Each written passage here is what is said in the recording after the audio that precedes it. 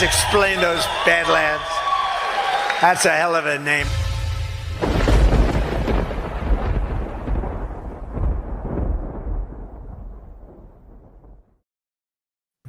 Well, what's up, fellow Earth travelers? How are we doing? Doing good. Ducks jersey? That's weird. Great. What? Is that a Mighty Ducks jersey? Dude, of course. Charlie Conway, baby. Hell yeah. What'd you say, Ash? I don't remember. Oh, it was a weird Earth Travelers. Yeah, I don't know. I was just trying not to say like, hey, everybody, welcome to OnlyLands. I feel like this show doesn't deserve that. You know what I mean? Yeah, I get you. Yeah, for sure. Happy Friday. Yeah. It is a Friday. Weird Friday. Lots going on. Spicy Friday, we called it. Yeah, Before the show. Ash, you went to Melania. I did. How was it? Oh yeah. I really enjoyed it. It was a very artistic, very elegant film. Speaking of travelers. Matthew Trump. Look at you. Oh, man. Good to see you, buddy. Great to see you too, Zach. Ash. What about me? Cam. John, I saved you. I saved you for last because you're like in the top part of the Hollywood Squares up there, you know. Fuck me, I guess. That's probably before your time, Hollywood Squares. That's an ancient cultural reference. Oh my God, I never thought about that. But you're probably right, Matt. I mean, like, have you ever heard of Hollywood Squares, John? I've heard of Hollywood Squares, yeah.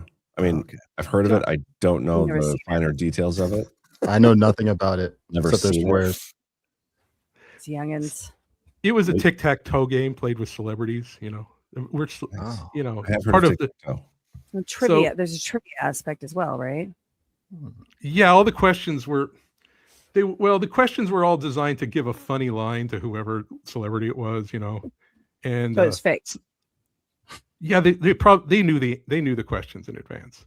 So but the game was that the contestants had to bet on whether they would get it right or not. Now, so it was I don't know, it's all fake, right? Yeah. So they knew the answers ahead of time and then had to bet on whether they'd get it right. So like a presidential debate. Yeah. Yes. Interesting. To say the least. We should play Hollywood Squares sometime. Quiz me now. Let's go. Let's do it. It would be possible to do that. Yeah, so it would be like this. John, according to a recent survey. Pass. No, you don't get a pass. If the contestant chooses you. Surveys are fake. Yeah. Oh, okay. Yeah, according to a recent survey, how many people believe that the 2020 election was on the up and up? Ooh. That's a great question. Nobody really, if they I would say stop like to think 95%.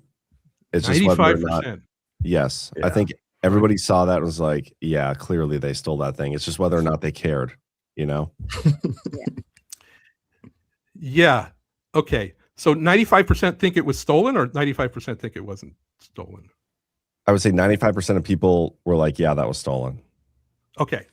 Yeah, but am I right? There's a lot of people sort of in conscious denial about it. So yeah. So if it was Hollywood Squares, I think that it has to be a yes or no question. It's like it'd be like, is it above 90%? I can't remember. So then you didn't do your part right. You didn't ask the right kind of question. Probably not. No. In your example. That was yeah. But then somebody would win. And then you'd fill out a tic-tac-toe, and then you get like a home furnishings as a prize if you win. Nice. Yeah. Well, cool. That was the old America. That was 1970s America. It's probably a Lazy Boy or something. The new Lazy Boy recliner set. Yes. The class in the background. and you know, Grolier encyclopedias. Yeah. Something from the Spiegel catalog. Chicago 60619. It's the newest product from Service Merchandise. You guys remember Service Merchandise? No. Service Merchandise was like a catalog that you would get, and then you would pick out what you want, and you'd go there, and all of the products were in the back in a warehouse, and then they would send it out on a conveyor belt, and then you would be waiting by the conveyor belt, and then you would grab it, and then you would go pay for it.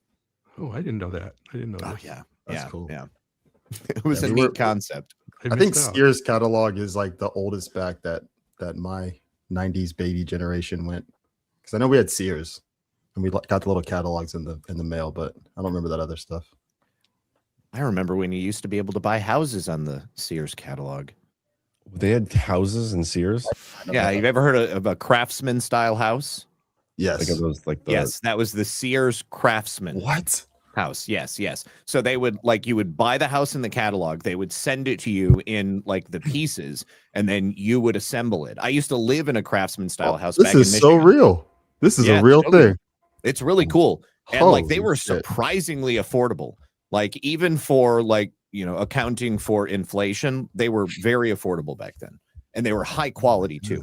Like my house was built in 1892, I want to say. 1892. Yes. Okay, You're boomer. haunted. Yes. I mean, I wasn't there when it was built, Gordon, but I'm just saying it was extremely well crafted.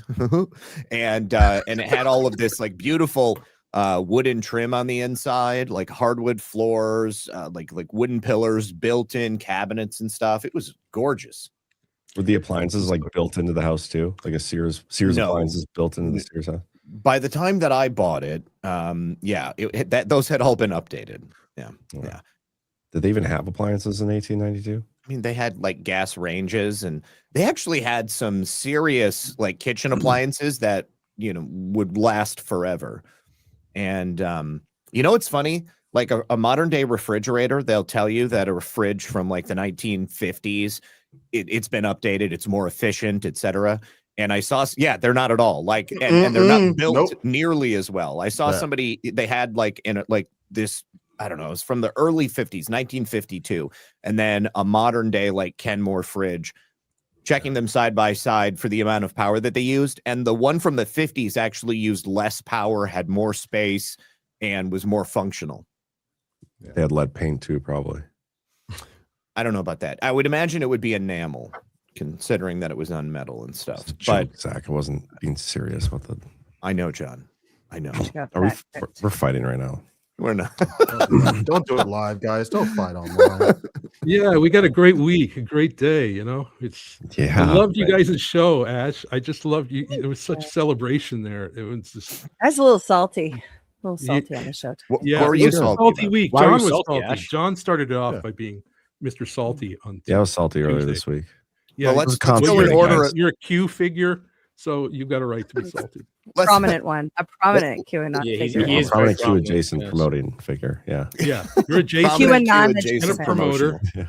and a figure That's so and fun. an Okay, action so figure. in order of salt, John, first of all, why were you salty? And then Ash, I want to know why you were salty. Okay, first of all, I started coming off a Sunday. I was a little constipated. Okay.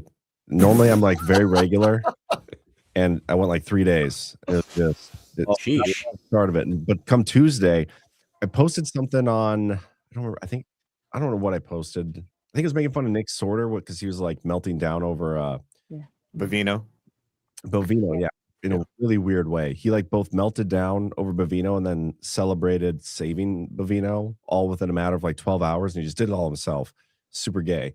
But I posted something and somebody's like, yo, John, you're just a salty motherfucker. I was like, well, no, I'm not. And then I ended up reflecting upon it on my show on, I don't remember what day. It must have been Tuesday. Because I think I was no longer constipated by Wednesday, so it wouldn't have been as salty. I went on a rant about the saltiness, and I just talked about all the bullshit, like the lawsuit and the fags, the former Badlanders who are just total douches and what they've done, and Mask off. mask off. Yep. Go for it. Just let it all out, which is fitting because later on I also let it all out. So it's just good. This is So great. you needed to like emotionally unplug to physically unplug. Yeah. Yep. Okay. So that Are was you my feeling saltiness. better? I am much better now. Good. Other than the cold that I have, like letting it out of my nose now too. So You know, it's that was funny. my I was saltiness. I was just having a conversation with Lisa earlier about regularity because I'm like clockwork, okay? And if I go one day or even like 6 to 12 hours without having my like regular movements, everything is thrown off for me. Like I can't do it. Clockwork Orange. Yeah. The Your skin color.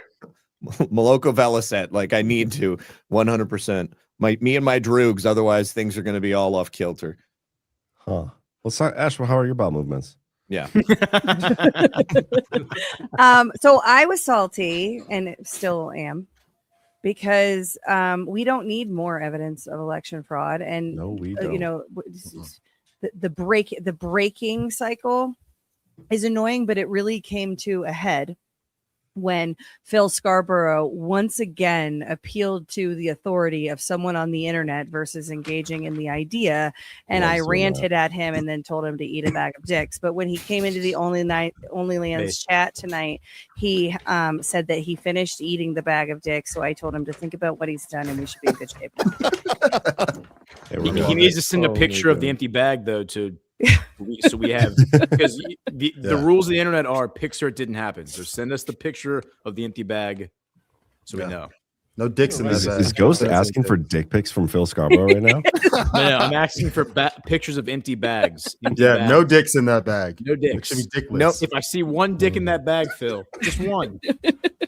Knowing Phil Scarborough, he could probably put together a brilliantly produced AI video of himself eating that bag of dicks and then send it with, at the end, opening the bag, it's totally empty, you know, as the last phallus is going down his throat, chomping down on it. That's I love be Phil, crunchy. though. Like, he's a great guy. Phil, he keeps me in check too, because he throws stuff out there. Sometimes it's a little out there. Sometimes it's like good shit. But I think we need that. Like, we need to bounce off that stuff sometimes. People who, and he's one of those guys who, even though he wants to like think some of like the Venezuela stuff, the Patrick Byrne stuff, even though we don't agree with all of it, he does, or he'll agree with it for a little bit. And then we need those people to engage with us so we can, you know, come to the right answer with some of it, you know? Totally. It's good. Totally. So we love you, Phil. Love you, Phil. Love you like a stepson of sorts. Love you like a bag of dicks. Yes, second cousin twice removed. Yeah. So Ash, to your point about not needing more evidence of election fraud, you're absolutely right. I mean, all of the evidence, and I mean, sure, you saw the SEB report that they put out today. Everything that was laid out in that SEB report, that's been common knowledge among our circles for years. Okay. I mean, like, we've all been dissecting this for years. We know the election was stolen. We know the methodologies. We know the various ways that these people broke both Georgia and federal laws. But the problem is there's a lot of other people out there who don't know that. And even worse, they still have that appeal to authority. They need it to be gift wrapped for them by an authority figure or an authoritative body. And I understand that's annoying, right? No, it's irrelevant to the point. The point is people need to be prosecuted. And of course, whether or not the normies agree with the election narrative or understand that elections are fake is irrelevant to people being prosecuted for fake elections. Also, Zach, do you honestly think there's people out there that exist that are going to be like, oh, okay, now I've seen evidence? Like, the people who don't realize the election was stolen, the 5%, like I said earlier, there's nothing that's going to change their mind. Well, not just them, but that is a very small subset of those who need to be convinced. But what I'm talking about largely is going to be the presentation of that evidence in a court of law, which is unimpeachable, so that we don't have the same type of fuckery that we've had in other cases recently. Like, okay, so we got a largely DEI social justice magistrate judge with no affiliation with Trump in Georgia to sign off on the search warrant for the elections warehouse in Georgia. Okay. The same with the charges against Don Lemon and those others that had to go before a grand jury. I don't know if you read the indictment, but it's exhaustive. Okay. Like, I mean, they literally picked apart every action they went through. And all of that stuff largely, I'm sure, was in there the first time they went to the magistrate judge, and then they went to the district judge. But those people just refused to sign off on it. And what I'm talking about is ensuring that when we do bring that prosecution, that there is no possible way for anybody to wiggle out of it. Jury nullification is always a very real possibility. And it's my hope that we don't end up in a situation where we bring all of this evidence forward and it's not presented in a concise enough fashion for people to look at it and say, I can do nothing other than agree with the information that's being presented to me because it is 100% true. Like there have been a number of cases recently, like the Latin Kings gang member in Chicago. That guy, he was on Snapchat offering $10,000 for the head of Greg Bavino. Okay. And a Chicago jury said, no, he didn't actually solicit the murder. Go ahead, Ash. Go ahead. Okay. You know what would probably help the normies understand that elections are fake? Prosecuting people in a court of law under oath where they present evidence and cross-examine witnesses and actually reveal that that elections are fake. That's the thing, is we don't need more evidence. We need the evidence that we have to be presented in a forum that actually provides some remedy for the harm that's been done. I agree with you. Go ahead. Can I ask a question? It's a two-part question. Number one, why do we care what the normies think? Agreed. I think that President Putin and President Trump have made it very clear that might makes right. The strong do it, the strong will. We have all the strength now because we have all the evidence and the facts on our side, right? The normies are going to go along to get along. Whatever ends up happening, they will nod their head and say, yes, sir, may I have another? So I don't really know if their opinion really matters at this point. And I'm talking about the people who are totally uninvested in this stuff and don't really care one way or the other, right? Because I agree with John. I think the overwhelming majority of people who are invested in this agree with us that the election was stolen. The second part of that is, why would, when these prosecutions begin, why would this be left up to a jury of their peers? Because I think that this would qualify as subversive treason. And I think this would be treated as like an assault on the Republic, and should probably be like military tribunals, which I know people have talked about for years, but why wouldn't it be something like that, considering the vast conspiracy this was in the beginning? And like, to the point that you were just making, Zach, the reality of the resources that people have of going and paying off the jury members or threatening their families, or that's a very real reality when you're talking about a RICO case or a mafia case or anything like that. So why wouldn't it go to something a little bit more fortified in terms of the integrity?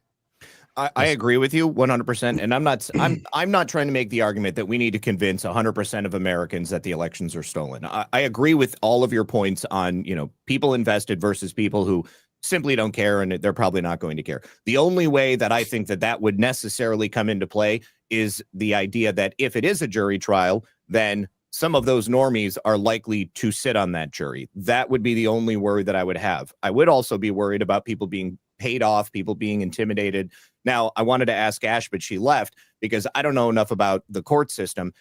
Since this was initiated as a warrant within the federal court system, what is the process? I mean, does it have to remain in the federal court system? I mean, I don't know that any of us have ever seen something like taken through a military court like this. Could it be transferred? Could they be like, okay, well, malign foreign influence, obviously this is much larger than simply a local election or even a single federal election being stolen. The only other election case that I know, it was in like Illinois, and it was in perhaps like the early 1900s or the late 1800s, and that was done through the traditional courts.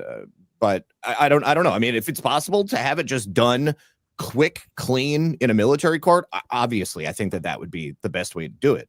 Yeah, well, I don't think there has to be like a military aspect to it for it to be in the military courts. Also, like, why are we appealing to the courts at all? Like, Trump was found guilty of raping E. Jean Carroll in the courts, right? Like, is that going to be the deciding factor on whether or not our elections are legitimate? Is what ends up coming out of the courts? You know what I mean? Yeah. Ash, do you trust the courts to make a good decision on whether or not we have election fraud in this country? Do you trust the judicial process? I don't. I'm in the middle of a lawsuit and it's fucking gay. Well, Ash, are you listening? Ash, are you ignoring us? Was that question to me? Yes. Sorry, I was watching the new soft disclosure ad. What was the question? Do I believe in the justice system? Well, I won. I won in the justice system. So I think that it is possible. It's the process is the punishment. That's the point. But we can make the process the punishment for them. I don't want that to be the ultimate end game. I want them all to go to prison and maybe other, outcomes as well. But I think that what's the alternative? What's your alternative to I don't know. pursuing justice in the court system? Yeah, I'm not saying I have one. That's my position too. It's like the only remedy we have. I mean, unless they come up with something else, or they, say, guess what? This is too important. We have to go through a military tribunal. But I mean, I don't know that we've ever seen anything like that happen. So I don't even know how that would look. It all down. Well, it could just be a bench trial. Like it could be a trial. It could be a panel of In just, Minecraft. It I could feel be, like that would be worse. It could be a bench trial of judges. Yeah, but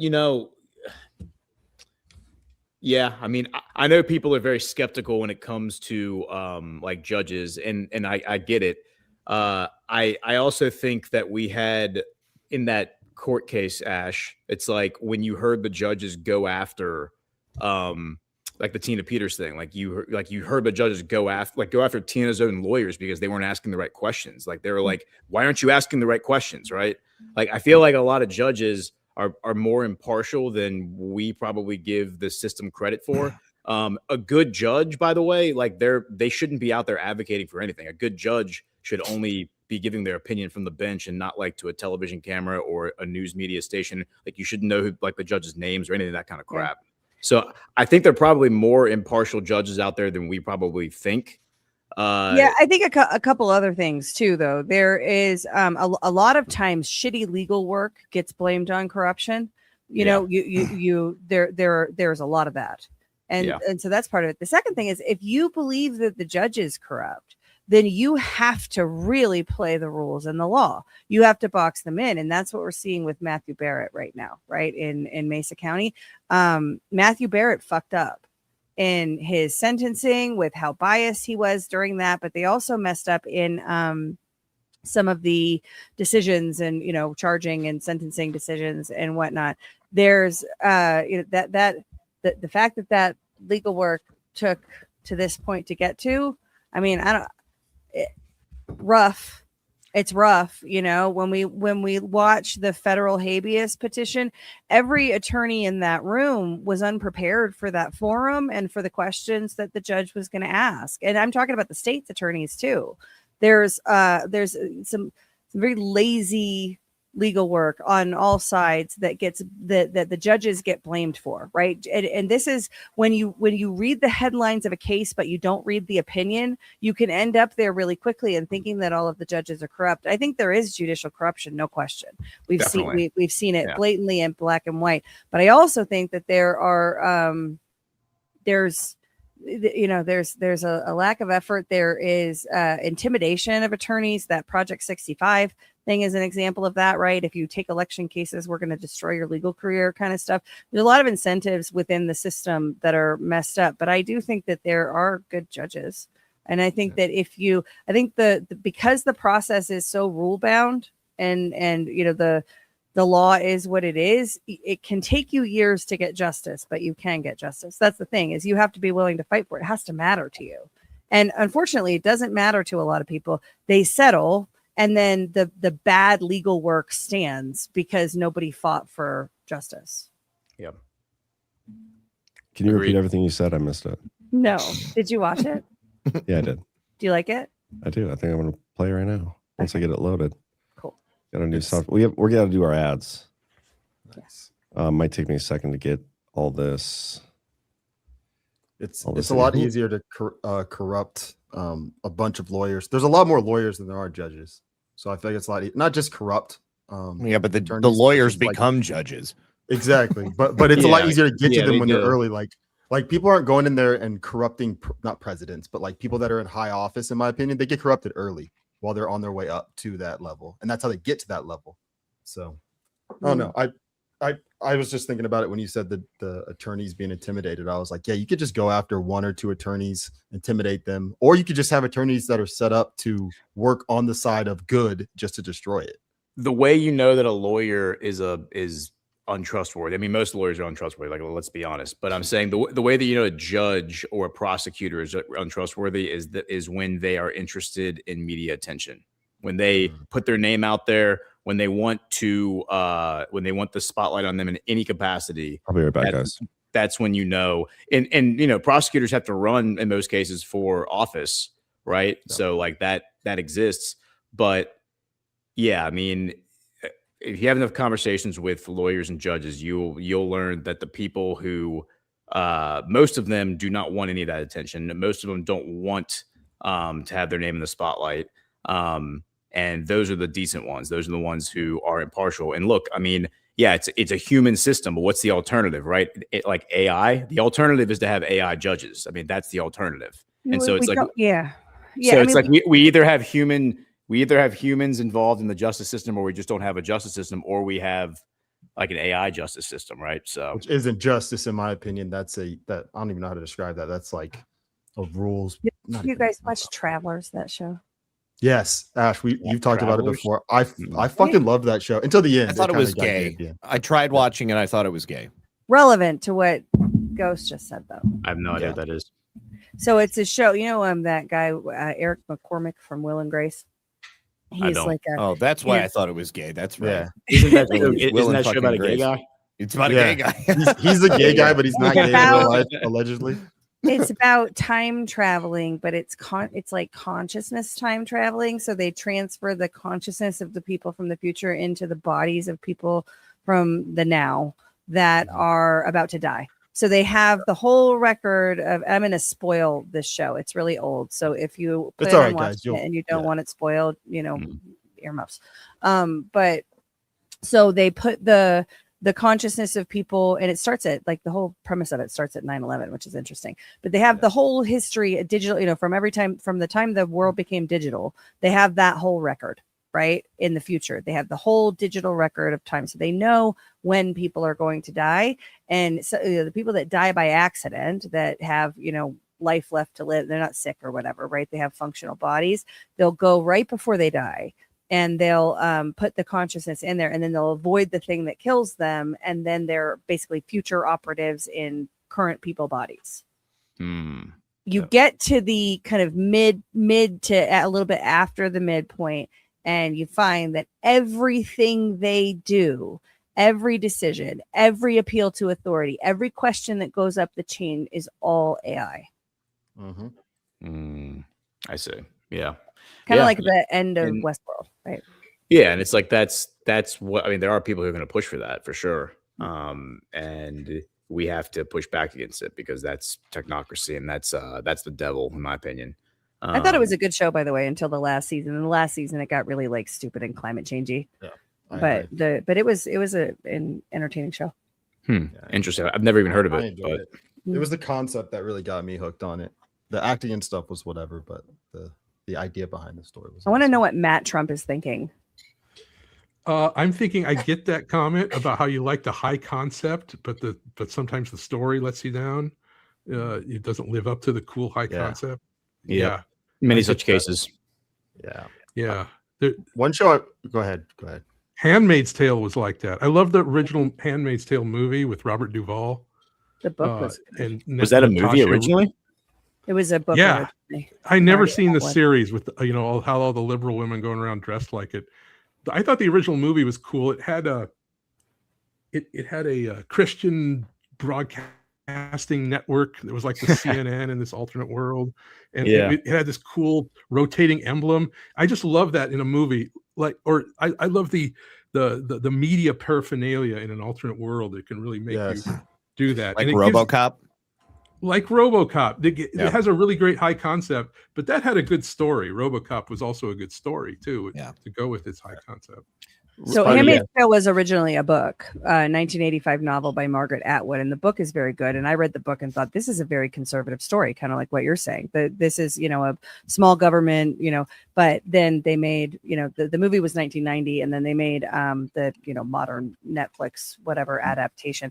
The first season of the show, that's the current show, is, almost note for note the book. But after that, then they take a bunch of liberties and go in all sorts of directions. Mrs. Ghost got into that when she was on maternity leave once for like 5 minutes. And so I saw, like by proxy, I kind of saw some scenes or maybe saw like a few episodes. And my takeaway from it was that it was like Eugene Carroll's rape fantasy for liberal women. Like I'm not even kidding. Like that's what I felt like I was watching. I was like, this is like Eugene Carroll's rape fantasy, but for liberal women. They're like, no, Mr. Nazi, do not throw me on the bed. Like, that's what I felt like I was watching. It felt really like sick. Like, I don't know. Like that was the vibe that I got from the show. This is the television series, but Yeah. Do you call her Eugene, Carol? isn't that her name? Eugene. I like Eugene Eugene Carroll. better. I like Eugene or better, though, Eugene? too. It's more Whatever. She fitting. looks like a Eugene. She looks like a Eugene. Much more fitting. Okay, we got to get a quick word from our sponsors. So let's start with some manly cans, guys. All right, we've had enough. For centuries, men have been discriminated against, overlooked, and just downright forgotten.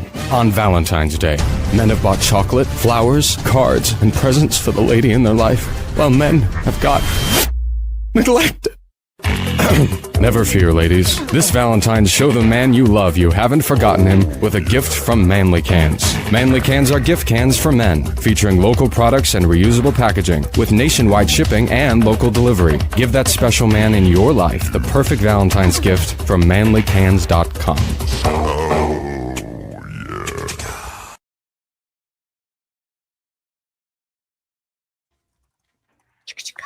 Heck yeah, Valentine's Day is coming up, guys.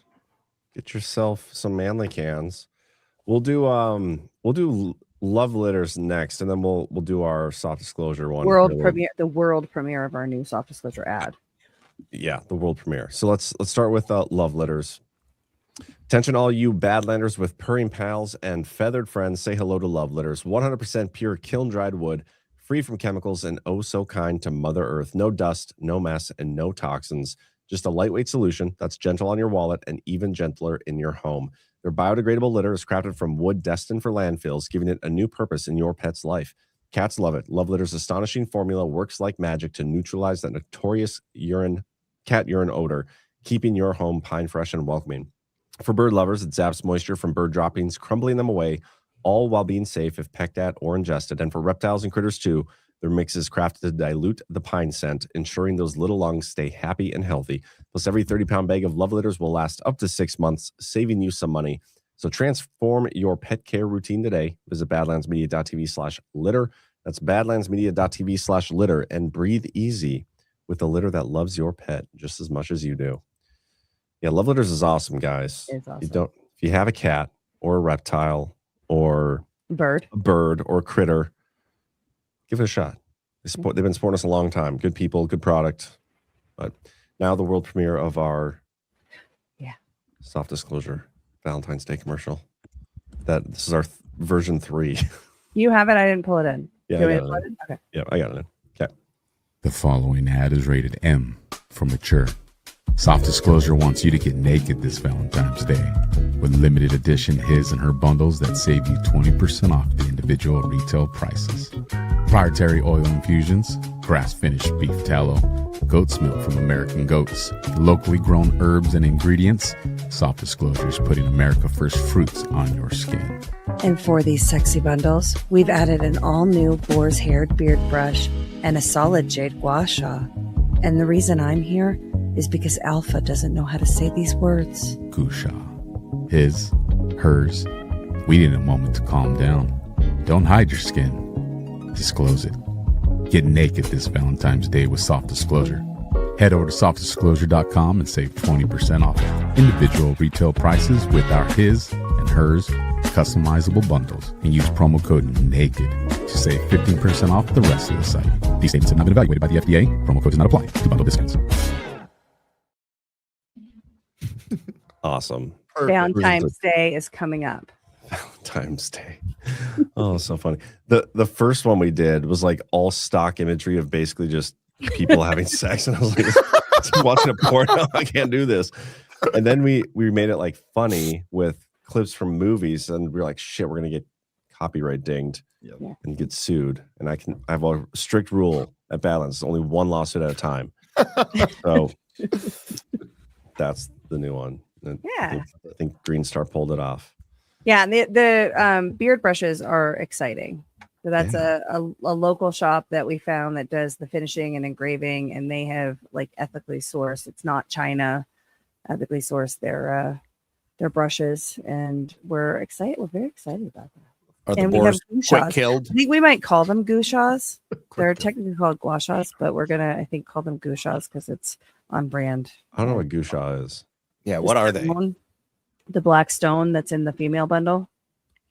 It's like for lymphatic drainage. And Jackie actually has a video that's going to be, I think, on Monday's Alphas Make Sandwiches. We're going to air her kind of tutorial of how to use the stone, because you use it for lymphatic drainage all over, not just like right here on the face that you always see the picture.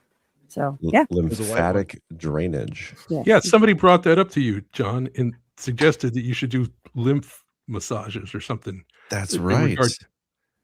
Is that what they were talking about? A gua sha? They're talking about this. I don't know if they're talking about gua sha, but they're talking about the same kind of. I mean, you can do it with your hands too. You know, you can do it with your own hands. You could move your lymph around. I don't know. I feel like I need the tool to do it. So, well, I just did softdisclosure.com promo code Badlands is where you get that tool and the new beard brush. You can only for right now get them in the bundle. So head over and get your Valentine's your Valentine's present because it's almost Valentine's Day. Softdisclosure.com promo code naked. It's promo code naked. No, it's promo code Badlands. The promo code won't work on the bundles because they're already knocked down 20% off of everything that's in them. Now you're just confusing us. But naked will get you 15% off everything else on the site. Okay, cool. Yeah. So just get naked when you get on the site. Got it. Ghost, you can use a beard brush now by the looks of it. Yeah. Can we talk about how excited we are about Ghost's beard? I told him that on the chat. Muted, Ghost. I think we like him this way. It's coming. It's coming in pretty good. Yeah, it is. How long you been growing that? It's pretty much this month. Yeah, like pretty much since I got back from the Caribbean. Since I got back from the Maduro extraction op. Nice. Yeah. Are you gonna add a keffiyeh at some point?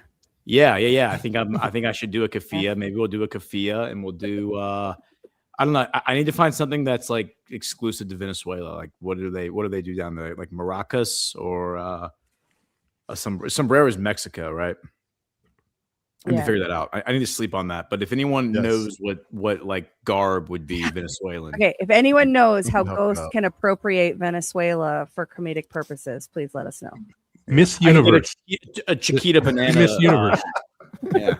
Chiquita. Seriously, that's what Venezuela. That's what it's known for. Is what? Miss Universe. They have their oh run, yeah. right? I saw it. Seriously, I'm not kidding. I wouldn't interrupt if I wouldn't. No, but is that for the pageant itself or for the? Is it for the winners, women or for being winners? Okay, winners. Okay, the women. Yeah, they win. They won like 5 years in a row. He's right. And Hugo Chavez, like when he came in, they became known for Miss Universe patches. It was like in the documentary, I was like about politics. It was like, oh yeah, Miss Universe became like a cornerstone of their culture. Wow. Yeah, Donald Trump knew a lot about that too. They had some babes, man. They were showing pictures of them, like video, like stock imagery of them. Like they had some babes. Yeah, Maria Conchita Alonso, the actress, she was a Miss Venezuela, Miss Universe. She was in that movie with Robin Hudson where they taught us that immigrants were good. Maria Moscow on the Hudson. Did you see that Maria Corina Machado was Miss Universe? Some of them can stay. I don't know who that is, but you might be right. You might know her by her alias Maria Hakuna Matata, but she's the one that they were trying to install as the leader of Venezuela. And she gotta have three names. Very good looking. You gotta have 20 years ago, she was a looker. So she was a hooker. A looker, but looker. Yeah.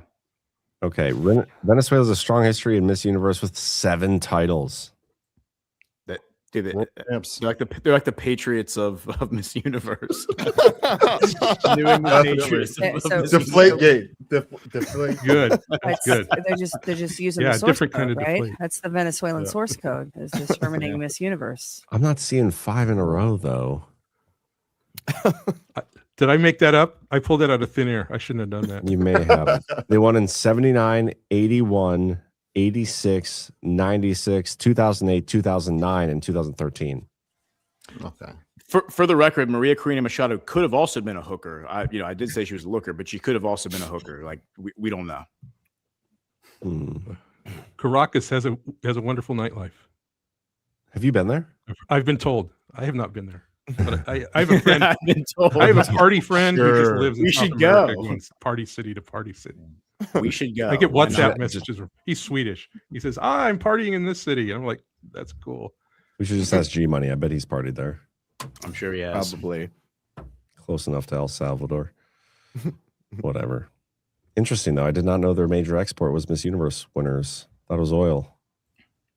Yeah, it's baseball players too, right? Or that's baseball players, but I guess that's Dominican Republic, but Venezuela. No, Venezuela. So on the Braves, we have Ronald Acuna Jr. He won the MVP a couple years ago, I think. There's Salvador Perez. There's like 5 or 6 other guys that are really big time in the MLB right now.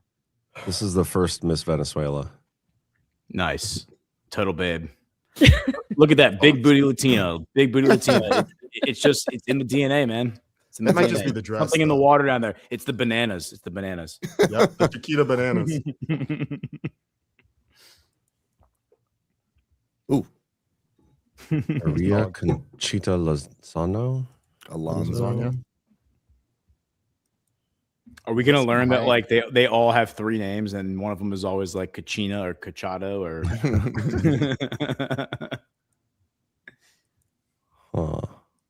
Is that a gun? It's a little bit underwhelming, no? This is Yeah. But I mean, what are we looking at? There's a couple, yeah. But what are we looking at here? Is this are these some of these like are these Beauty all pageant winners. The lookers. Are these the lookers? Did you be honest, Matt? Did you just search hot Venezuelan women? No, that one's Miss Earth 2006. You got it's right me. under the picture if you Miss look. Venezuela Earth.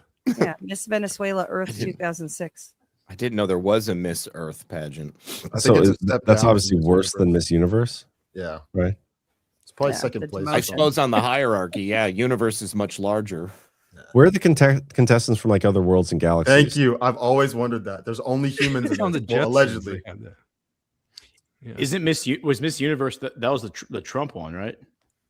Yeah, he was part of that. Like he owned the Miss Universe one. Is this a redhead? They have redheads in Venezuela? It must be one of their There's best redheads kept everywhere. one of the best kept secrets, John. What is happening? the mysterious gingers of Latin America. I hear there is an Irish enclave down there. Well, they heard is. about the previous winners, so they went down there. They're like, "Oh, that's what the women look like down there." Rubia. Crazy. They call it Rubia. That's a redhead in Latin America, and Jessica's a redhead. So what the thing about Latins is that they'll give you a nickname that reflects your body shape or something about your body much more freely than we do here in the United States. Oh yeah, negro. Hey I've gotten Gordo, called hey negro a lot. Fatso. They like that kind of thing. Or hey Flaco, hey skinny person, hey redhead. That's much more culturally common down there. Hey so. Flacco. How do you know so much about Venezuelan women, Matt? I'm doubting your story about you've never been there. Love the expertise. I love the expertise. Most welcome. Speechless. I hear stories. When you say them out loud. Whatever. CanCon's putting Facebook links in the chat. What does that mean? Oh God, how old? That means he's about to get banned. I can't access. It's Latin American women exercising at the gym. Oh yeah, Oh, he's of course. Such a pervert. He's got if that you on can his find favorites. it's pretty good. Hispanic We women played on exercising at the Wycromes. gym. Yeah. You guys can pull it up. I ain't touching that.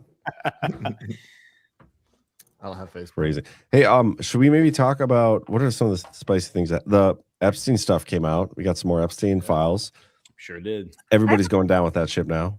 So did we know that the new Fed chair guy was in the Epstein sphere before today?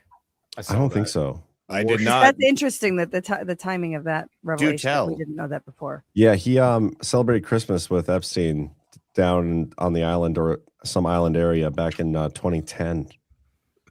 St. Barth's. I don't think it was that whatever Little James or St. Barth's. Yeah, that's a totally different island. So he was on the Fed at that time, right? I mean, he was like what 2006 to 2012 or something like that.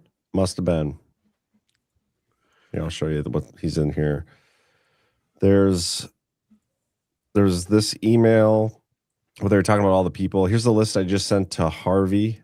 Don't know who, but how many people are with you tomorrow? Do you know? Steve Cohen next door to Redacted. Just met him. And Larry Gogo next to Al DeFrance. Keep me posted. And this is what was forwarded. Please look this over. I think Roman's boat is bigger than Ron Perlman's. Here's a list of everyone I know. Ron Perlman. He's such a deranged Trump hater. I love that he's in here. Oh my God. Here's a list of everyone I know that is coming down so far. Please advise where and when to screen. And then, Kevin Warsh. It's on there. Is going down. Very interesting. I can find the rest of the names too. Well, plus his father being Ronald Lauder, the president of the World Jewish Congress, and all of his clips have been going viral because he's calling for every country to adopt severe laws that will put people in prison for engaging in anti-Semitism for life. For life, yeah. He wants them locked up forever. And by the way, if that name sounds familiar, ladies, Estee Lauder, that's him, the makeup brand. So he's big name in makeup and fashion. Skincare too. Yep. And and calling for universal laws that will put people in prison. So by the way, when the lawsuits come, John, you don't buy that. When the lawsuits come, I'm gonna blame you. I'm gonna say John made me say everything. I'm gonna say John made me say it all. Well, that's not true. Everybody just saw you say it. This guy right here. It's not true at all. Jimmy Buffett's on here. Ooh. Oh, not the Buff. Roman Abramovich. Ooh, I know that guy. Let's see. Cohen, James Coleman, Caitlin Fowler, Bob Colecco, Patrick DeMarchillier. Trying to see if there's any other good names. Woody Johnson. David Geffen. He's he might be a serial killer, allegedly, in somebody else's opinion. Is David Geffen, is that like from the music industry? Yeah, Geffen Records, yeah. Yeah. That's a big name. He's a sadistic homosexual. Not that all homosexuals are sadistic. He's just allegedly supposed to be extremely sadistic. So they got like a Lorne Michaels from SNL. No way. Oh, shit. Selma Hayek. Yeah. There's a lot of rumors about her. Yeah. David Rubin. Dave Rubin? Wait, is that like the guy from No, it's spelled different. That my two gay dads, Dave Rubin. No. I was thinking There's a Deborah involved. So wasn't there a guy from back in the day, Martha Stewart, 30 years ago, who would travel the world and go out late night? No. What was it? Dave Rubin. Never mind. Harvey Weinstein. Harvey. There you go. Jimmy Tish. Wasn't Jimmy Tish just a thing? I feel like that sounds familiar. Why does it sound familiar? There's a story about Jimmy Tish recently, wasn't there? I don't know. Let's see if I can find anything. Is it New York commissioner? No, that's Council of Foreign Relations. He's the owner of Jew. Tish apologizes to Mamdani over brother's enemy of the Jews claim. Maybe. Or, that's a year ago. Oh, he's the Giants co-owner. All right. Oh, Steve Tish. That's Steve Tish. Oh yeah, Steve Tish is in the files. He was hooking up with Epstein to get a lot of women, I guess. Could none of these guys get laid without Epstein? It just feels like this is, or was it the kids? Was it the child aspect that they were going to him for? I mean, that looked to me like Epstein was traveling around, going to these people's houses. So to me, that is less damning than people going to Little St. James and staying for a week while they have their pick of, children from Romania and stuff. Just who knew billionaires were this pathetic, Yeah. No, it does say in the email, though, these are the list of people that are coming down. Oh, they're coming down. Oh, okay. Yeah. Okay. But again, that's to St. Bart's. A little different. So I don't know. Did Epstein have a look? Did he have a house in St. Bart's? I don't know. I'm looking it up. Well, here we can look it up together. So that looking up Peter Tish brought me to that story. It's an interesting headline. Jewish police chief apologizes after her brother calls Mamdani the enemy of the Jewish people. So they tried to anti-Semite Mamdani, and it boomeranged back on them. It looks like. Many such cases. I found an article from Boomerang? Christmas. Is that common? I don't think that's common, is it? What? That it boomerangs back? The Jewish police chief ended up apologizing. Well, I think that the boomerangs have been thrown. They just haven't all come back yet. I mean, look at this this Epstein disclosure from today, where there's that one page where the FBI is saying that Trump is controlled by Israel and that Jared Kushner's his handler. That puts the entire uniparty political establishment in a bind, because now they are put in the position where they either have to say it's all bullshit and accuse the FBI of basically like putting hoax, bad information in there, or they have to go all in on it and say, yeah, Israel does control the U.S. government, and that's going to make a lot of people in Congress uncomfortable. Little St. James to St. Barth. Actually, Ronald Lauder might put all of them in prison for life for saying that. Just putting that out there. What was that, Cam? It's a 50-minute flight. Oh yeah, so it's from like St. one James? island away. Yeah, it's one island away. St. Barth to. See, there you go. There's Anguilla is in between technically, but they're like, it's a hop, skip, and a jump. Easy on boat. Submarine's probably fast as shit. I would have thought it was a swim.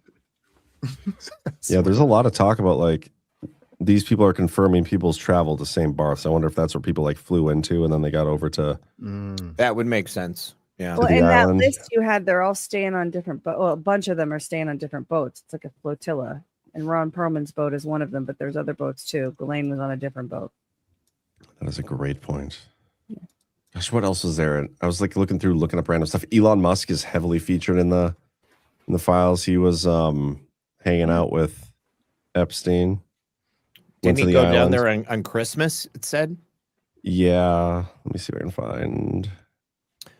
So Ron Perlman went on record and said, I might have run into Jeff Epstein in Palm Beach a few times, but I was never a fan. He said this on July 17th, 2019, sharing a video of President Trump dancing with those girls at Mar-a-Lago. He definitely didn't say I spent the new year with Jeffrey Epstein at his island on my yacht. And hosted people as part of the flotilla on my yacht. That he left that part out. Yeah. Can I have that document so I can retweet him and say this you, bro? Okay, so here's one. Elon Musk says, we'll be in the BVL St. Bart's area over the holidays. This is a good time to visit. Jeffrey Epstein says, any day, 1st to the 8th, play it by ear if you want. Always space for you. Probably no pun intended, but he didn't say it. Elon Musk says, okay, probably the 1st then. Jeffrey Epstein, the 2 or 3 would be perfect. I will come and get you. Elon says, I need to fly back to LA on the night of the 2nd. So W. And then Elon says, actually, I could fly back early on the 3rd. We'll be in St. Bart's. When should we head to your island on the 2nd? So people would go from St. Bart's to the island. Ooh, that's so bad. That is so bad. My mom is also watching, and she sent me a tweet. Emails from the latest Epstein release connect Jeffrey Epstein with New York Giants owner Steve Tisch, which we've confirmed. Epstein, according to the emails, scouted women for Tisch, then connected him with some ugly stuff in here. Dang. Yep. Shout out There to was Zach. one, Jean LeBlanc or whatever. Jean LeBlanc, yeah. Who's that guy? Isn't Jean LeBlanc the guy who Died in prison. Was he the Epstein guy who was scouting like models? No. It was Jean. God, what was his name? So many French guys named Jean. I can't keep track. Yeah. of them. Jean. Jean-Luc Brunel. Jean-Luc Brunel. Jean-Luc Oh, that's what I meant. That's what I meant. Yeah. How do you spell that? JEAN space LUC space RUNEL. BR. Luc right? Brunel. Yeah, BRUNEL. Because there was one I found where they were like talking about some Anastasia or something. Gosh, what did I look up? I'll see if I can find it. But anyway, yeah, everybody's going down with this ship, and I think it's hilarious. Yeah, I do too. I'm all about it. I love this timeline. Somebody in the chat said Lutnick went to the island. If he did, then that's obviously completely different from what he said. Yeah. And yeah, I mean the question that, like, to kind of get back to what I was getting at before, like Trump has alluded that this is all a hoax. Do we know that the materials that's being put out is even real? And there's so, like, again, there's material that people are already presenting that they're finding in here that is going to put the entire political establishment, like forget Republican and Democrat, it's going to put the entire political uniparty in a bind, because they're going to have to either go all in agreement with what's being written there, which would imply that they're all being controlled by Israel, or they're going to have to say the FBI is full of shit and they're running a hoax operation here, which is then going to be like, well, wait a minute. If the FBI is hoaxing us on this, then what else are they hoaxing us on? I mean, obviously everything that we've seen over the past couple of years. So, yeah, I mean, this is a like Ouroboros, like starting up right now. Bless you. Bless you. There's no outcome from this where I don't think it's like the establishment eating itself. No.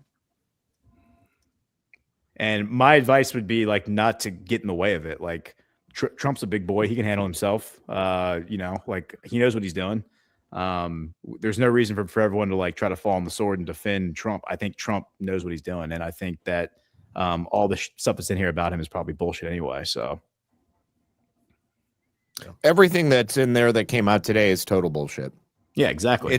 It's random people calling the tip line, and then every single one of them either didn't leave a phone number or didn't respond when they were called back. It's all fake. Yeah, and then zoom out and look at what's happening geopolitically right now. I mean, the allegations flying around are that this is all came out right now because Trump refused to bomb Iran. And now you have Lindsey Graham and the Republicans basically saying they're ready to sever the relationship with Saudi Arabia because Saudi Arabia like got in the way and said don't bomb Iran. And it's like, oh, so we're just going to cancel like the $10 trillion or whatever that the Arabs are going to give us because y'all didn't get the war you want. I mean, these people are just acting like complete jackasses, and I love it. Like I love that Trump is putting these carrots in front of them, and they're going for the carrot and falling off the cliff.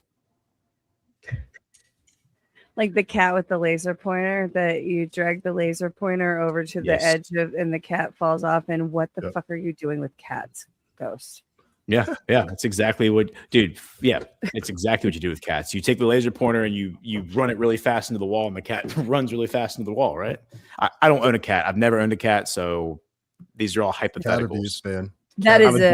That is a quote from the intro to Badlands Daily. So for the audience, we have a morning show called Badlands Daily, and that is Ghost's cameo in the intro video. It's like the laser pointer, you know, when you take the cat and you drag it over to the edge, and then it goes. You leave the cat off the building, and the cat jumps off the building. I'm a dog guy. I always have been. It's just, yeah. Shout out to dog people. Brett Hour in the chat asked if Don Lemon is going to prison. He's already out on bail. Well, I mean, of course they're going to let him out on bail, but I mean, he's looking at 10 years in prison. I mean, that's it. Ash, can you please speak to the charges that Don Lemon has? I mean, he's being charged with 2 things under both the FACE Act I really can't. I can speak to the Melania movie because that's what I did today. Okay. But I mean, you can speak to the charges. I mean, he's looking at a minimum 10 years in prison. For the charges, and it all depends on how they stack it. Are they going to do it concurrently, or are they going to do it separately? So then he will have to serve. Both. And that's only if he's convicted, right? Yes, only if he's convicted. But I mean, grand jury is a lot easier to get than a regular jury verdict. But I mean, like I said, the indictment. There were like 30 overt acts that he was a part of, leading to the charging of these 2 separate. So let's talk about that. Let's. So is this as the Don Lemon Maxey's claim a First Amendment infringement, or does he deserve to do 10 years in prison? He deserves to do 10 years in prison. Do we have it? Can we play? Do we have the? Yeah, I'm pulling it up right now. Yeah, I just got to scroll to my history to find it. Are you pulling up like this is the thing he got arrested for? Yeah. Okay. I'm with John. I think he did it on purpose. He wanted to go to jail. Really? I mean, I suppose you would get lots of ass for the gay He sticks. would love jail. Yeah. That's why he did it. Conspiracy. See, and that's a good question. So, like, if you want to go to prison, I feel like that's not a punishment. So he should be punished in a different way. Women's prison. Yeah, but I feel like we could do better too. I feel like we could. No, man, because they'd beat his ass. He'd be everybody's bitch, and two, he'd be unhappy about it. Maybe we should. I don't know. I don't know what we should do. Make him go live in Antarctica with the penguins. There we go. Send him to Greenland. Make him go to church every Sunday. That's actually a pretty good one. That'd be funny because he went to prison for going to church. So now he has to attend church. He probably has. Yeah, but I mean, these networks obviously like need to be flushed out, and like we need to understand the financing. We need to understand the way the money flows. I mean, all of that needs to be flushed out because that's all part of it. Ash, people want you to talk about Melania. Yeah.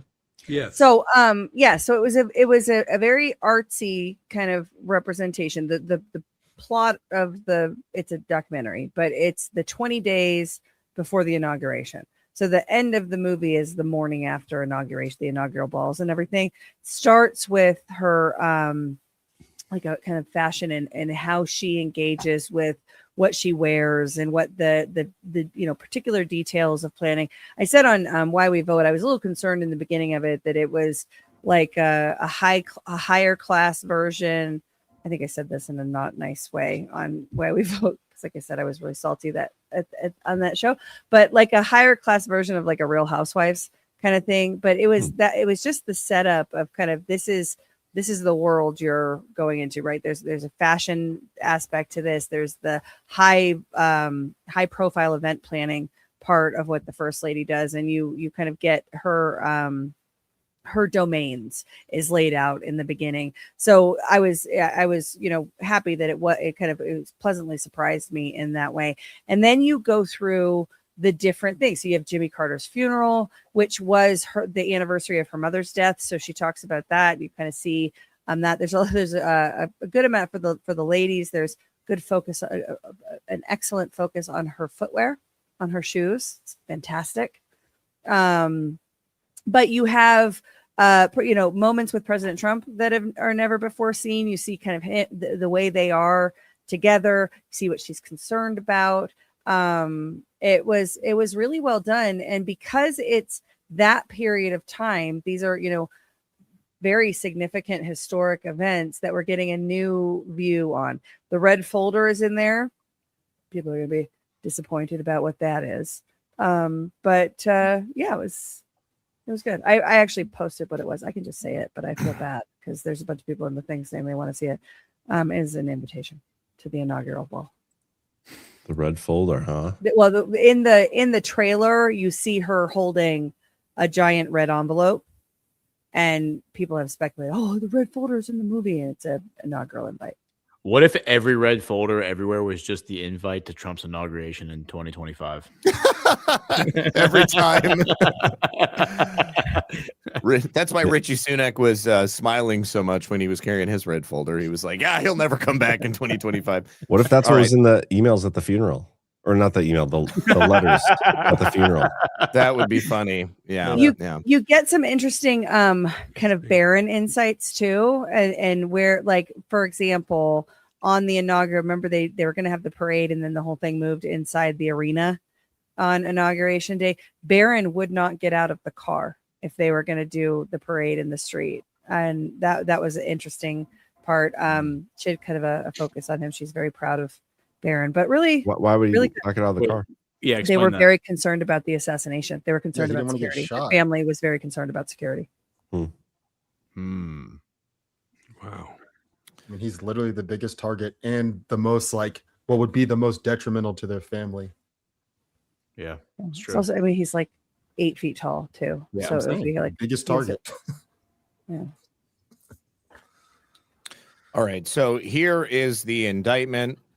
18 USC 241, 18 USC 248 A, 2, and B. 18 USC 2A. And, you know, they go into the church. In that service, they stopped the congregation from exercising and seeking to exercise their First Amendment right of religious freedom at a place of religious worship, a right that is also protected by a federal statute codified as Title 18 USC Section 248. Let me see, was there another one up here? No, that was the first one. They got out. They took over the church. The pastor and congregation were forced to terminate the worship service. Count 1, 18 USC 241, all defendants, which includes Don Lemon, conspiracy against rights of religious freedom in a place of worship. The allegations set forth in the above paragraphs 1 through 4 of this indictment are re-alleged and incorporated herein for reference. They have the object of the conspiracy, which includes all the people who planned it on the 18th.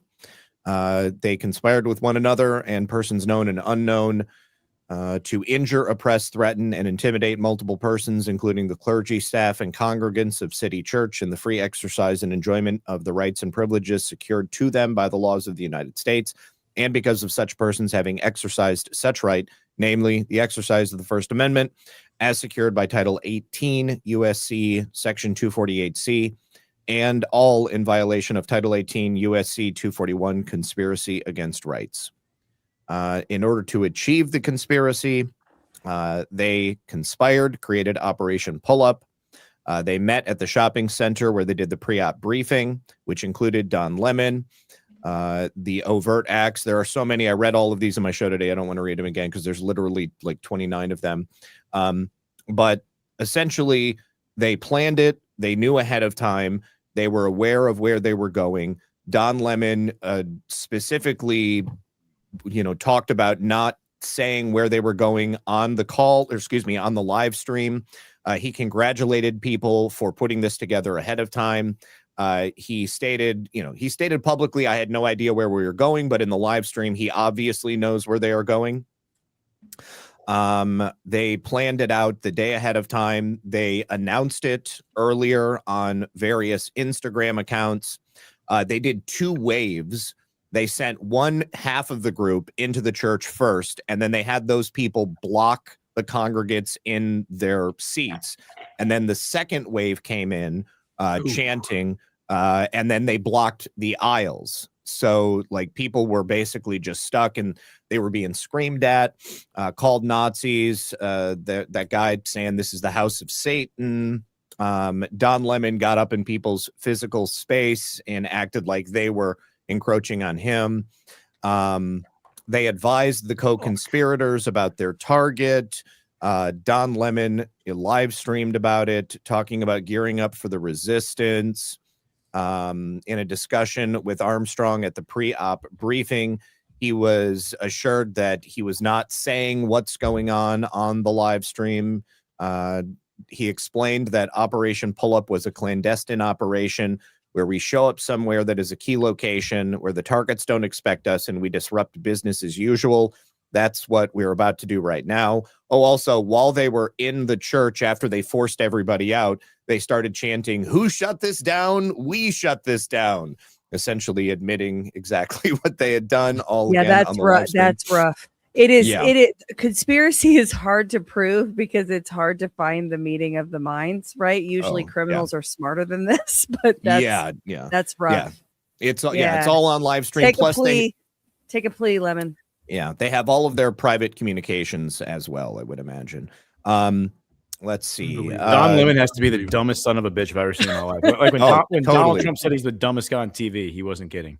Yeah, it's like they read the law and did exactly what the crime was. Oh, exactly. I think they did it on purpose, personally. I don't know why yet, but it just seems too obvious. Well, I don't know, man, but to what end is the question? You got to find that. Because I mean, it's one thing to be like martyred. It's another thing to lose your life like these morons in Minneapolis or go to prison for 10 years. Who's going to remember Don Lemon in 10 years? I mean, like people who remembers him now. Like I forgot he was even alive. To be honest. That's a good point. So on the way to the church, he said on the live stream, we're heading to the operation, not giving the information away. When they got there, They started chanting, "This is what community looks like." ICE out of Minnesota as they stormed into the church. They said, "This is we have to do this. It's a duty to fight for our freedom, a duty to win." They urged the conspirators to stay bumper to bumper to make sure that people were unable to get out, and they all got there at the same time. Nikema Armstrong, she provided guidance. This is where they talk about the first and second waves. On the morning of, they all traveled there together, very conspiratorial. En route to the church, Lemon was worried about not being with the caravan. We've got to catch up. Don't give anything away. We can't say too much. We don't want to give it up. When they got there and they entered, the first wave pinned the congregants in their seats, and then the second wave came in and filled the aisles. Let's see. The loud declarations they were chanting. They were blowing whistles. When they got inside, they were shouting, "Ice out, hands up, don't shoot, stand up, fight back." The congregants and the pastor all perceived these as threats of violence. The kids were crying and they were like, "I thought my parents were going to die." Somebody broke their arm trying to get out because they had blocked the doors. I mean, if they wanted to, they could, charge them with like fire violations. Yeah, so this is not a First Amendment. Not at all. No, this is very clearly not First It's Amendment. not freedom of assembly, freedom of speech, freedom of expression. Would not be out of the question. Terrorism would not be out of the question. I mean, there are so many charges you could go with what they're doing. Imagine if this was a bank. Imagine they did that in a bank. They walked into a bank and did that. Yeah. Or if they went into a mosque or a synagogue. Oh, of course, they would have hate crimes on them too. Yeah, I mean, this was a hate crime. They were in there saying this is the house of Satan. I mean, this was a hate crime as far as I'm concerned, right? No, absolutely. Somebody in my chat was saying the other day, why didn't they charge them with all these lesser things? Because they are trying to leave the clear path to the most consequential charges. The FACE Act and the KKK Act, they are very clear cut. All of the elements for those charges to be found, for them to be found guilty of those charges are all right here. If they were to give them a series of lesser charges, the jury might give them an out and then just, so we're not going to find them guilty of this 10-year felony. We're going to find them guilty of maybe this 1 year misdemeanor or something like that. You have to dedicate a time in the trial to showing all that evidence, which then becomes a distraction because then the jury is thinking about that stuff and not thinking about the stuff that actually matters. Exactly. All right. So when they got in there, they were intimidating the church members. They were menacing them. Their intention was to, stop them from worshiping. They were loudly berating them with questions about Christian nationalism and Christians wanting their faith to be the law of the land. Lundy personally participated in the disruptive takeover, standing in the main aisle, physically obstructing, participating loudly in the chants. While they were outside the church, I just jumped to the top. Hold on just a second. While they were outside the church, they were also blocking people from leaving so that they could continue to yell at them. Let's see. Yes, they were saying the hands up, don't shoot. Let's see. Okay, disruptive takeover, physical obstruction and intimidation. Disruptive takeover, physical obstruction, intimidation, chanting inside the church. This ain't God's house. This is the house of the devil. Calling the kids Nazis. The child's asked, they said to the kids, "Do you know your parents are Nazis? They're going to burn in hell." Oh, Don Lemon also on the live stream said, "Look at this young man. He's frightened, scared, and crying." And then he admitted that they did this to make it traumatic and uncomfortable for the people inside the church. Let's see. He also at one point terrorism, by the way, that is the definition, like psychological terrorism. Yes. He also was amazed that the police had not been called yet. He said the whole point of this operation is to disrupt. Then they sought out the pastor. They said that they wanted to make sure he didn't run away. When they got to the pastor, they basically surrounded him and made it impossible for him to leave, intimidating and oppressing him. They got so close that Lemon acted like the guy tried to push him, and he was like, "No." He's like, "I want you to leave." And eventually, oh yeah, this part, you know, as everybody was fleeing, they were like, who shut this down? We shut this down. The childcare area was also blocked, made it hazardous for parents to retrieve their children, causing some to take alternative routes in or around the church. Lemon positioned himself at the door where he would confront people as they were leaving, trying to give them facts about immigration policy. And then outside, as a minivan full of children was preparing to depart, William Kelly, the crazy woke farmer, walked in front of the minivan and angrily yelled at the children inside. And then somebody else came and stood to obstruct the vehicle from leaving.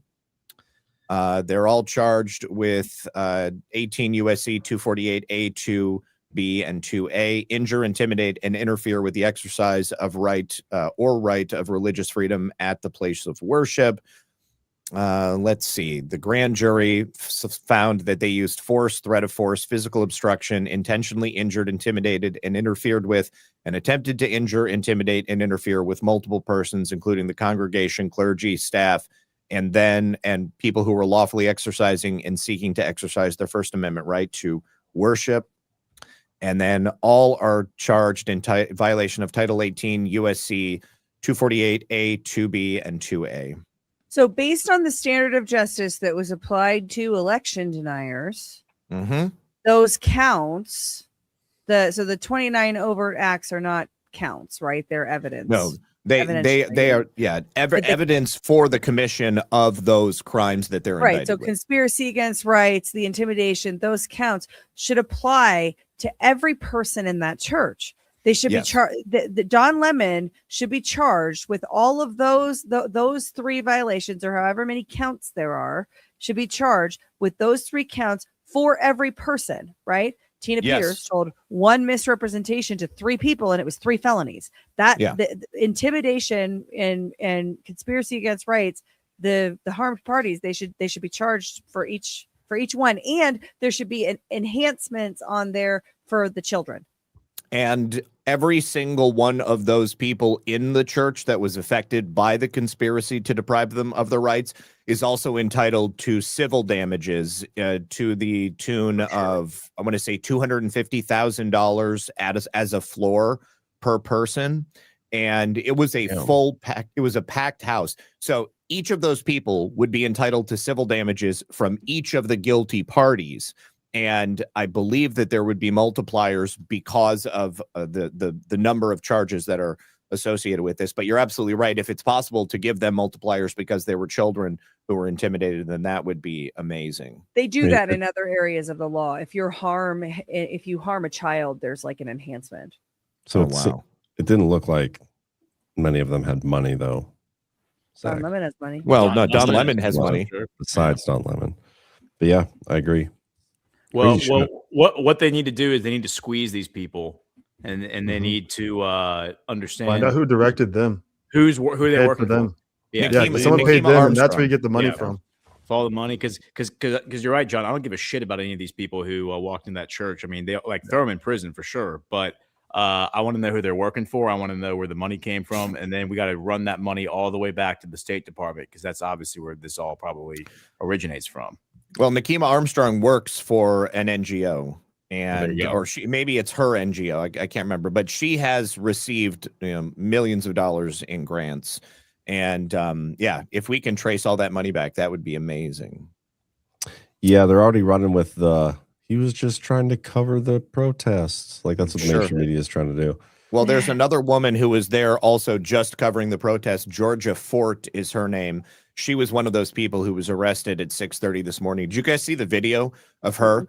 She refused to answer the door for the feds, and she was like, "You're being a little aggressive. I don't understand why you're being so aggressive," and saying that she didn't trust that the warrant was real or something like that. Even though they are so lucky that they didn't use a battering ram on her door. I mean, she's got kids. They probably did it to be polite, But do you have it? Let's play that video. Yeah, I can pull that up. When you pull that up, I have a couple more Elon emails I could show. Oh, go for it. Yeah, I think you'll find interesting. Ghost, you're gonna like this one, I think, because it's Jew related.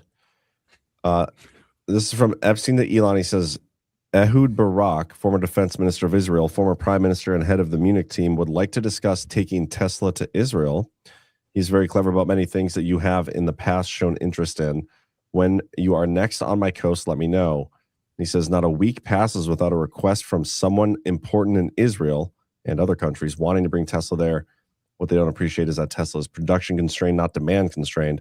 Production has increased to the point of addressing the major markets. Then we'll start shipping there. They were like talking about their businesses and stuff. And then there's this one. Interesting. No, Tony Blair is a good friend of Ehud Barak too. Also, both good friends with Jeffrey Epstein. Here we go. This is 2012.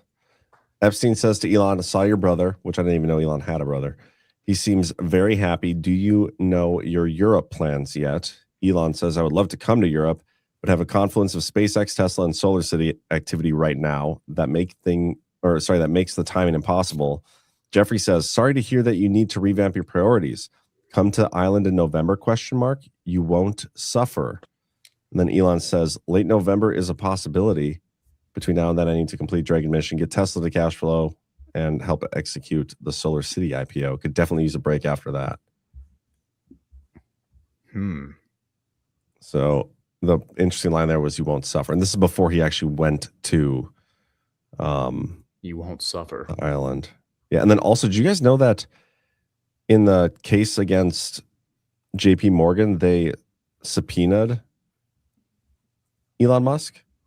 I do recall that coming up, that JP Morgan and the Epstein thing, somehow Elon was involved in that. The government brought the civil action against JP Morgan Chase as part of its ongoing effort to protect public safety, blah, blah, blah.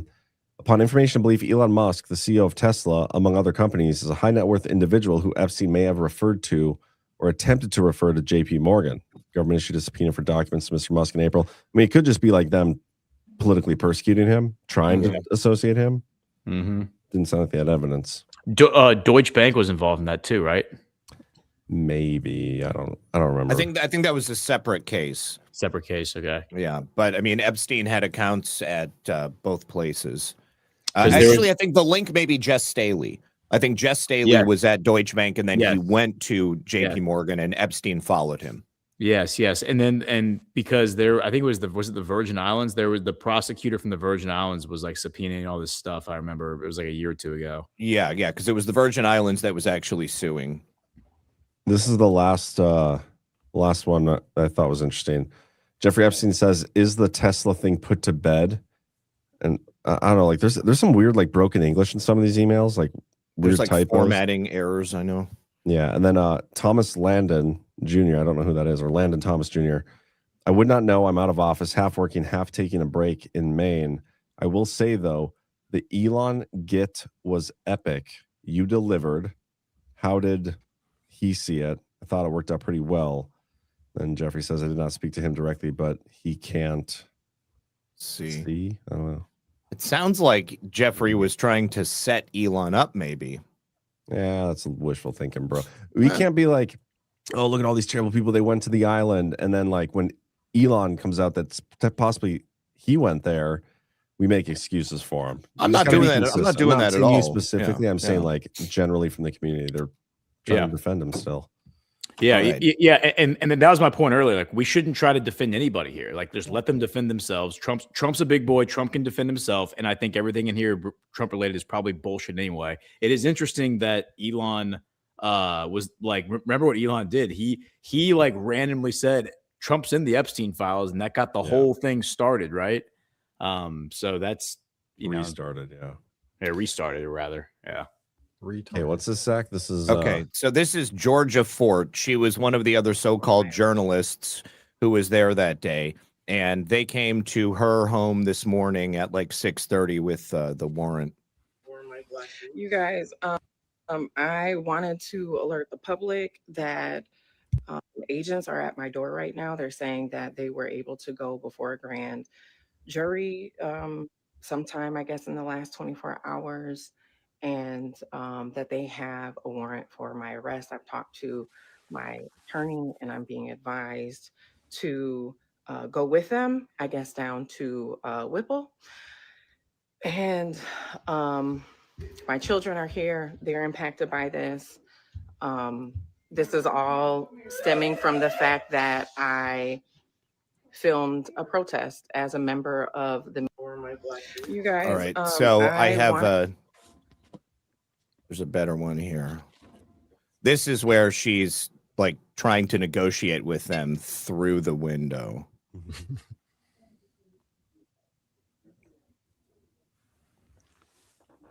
It's so amazing that these people like didn't think that they were like you're the bad guy when you're the terrorist showing up the mask. Well, Exactly. She literally said, "My children are affected by it." Not I know. even I was thinking like, about the how other ironic. children. That was full cringe.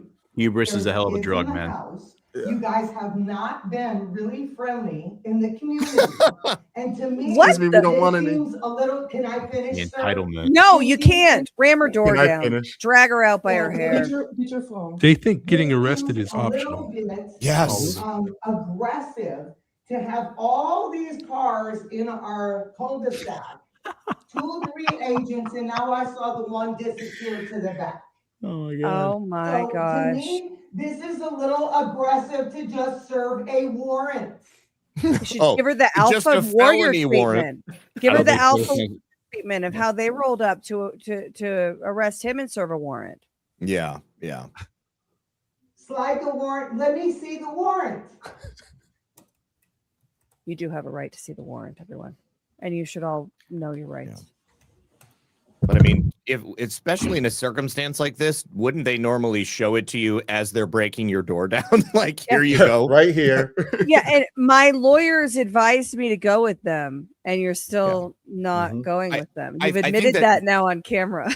Yeah, I think that this portion of the video may have happened before she went live and told her viewers. There was a longer clip that I had earlier today that was like 2 minutes of her just commiserating how it's so unfair, and she was expecting it because she knew that she was on the indictment list, but of course the judge wouldn't sign it because she was a journalist, etc. Okay.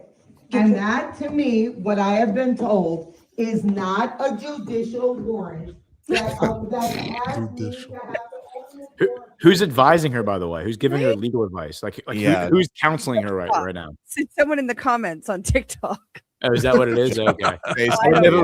like an NGO I lawyer or don't something. know. I was making a joke. Don't see. Yeah, but that's probably right. These people are retarded, Insanity. absolute retards. They deserve everything that happens Oh to my them from here God. on out, like Yeah. the judicial process. I think one good conviction against them, like Lemon, one really hard conviction, and the whole movement crumbles. When they see actual consequence, and this is where I think your point, Ash, that fundamentally this has to be about convictions. That one, And not just one, because I'm about to yell at you if you say one conviction one more time. one will set off a bunch of people. But you're right, we have to follow through to the end, or else there's no justice. No one So- is above the law, Matt Trump. That is true. That is true. So I'm totally on your side that we have to see this through to the very end with all of these convictions.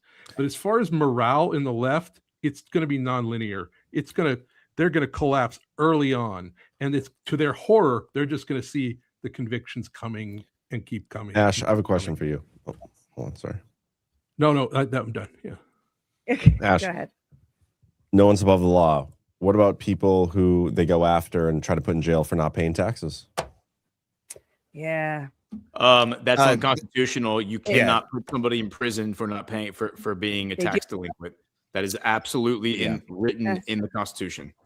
We should watch that movie. Oh God, what is it called? Aaron Brockovich?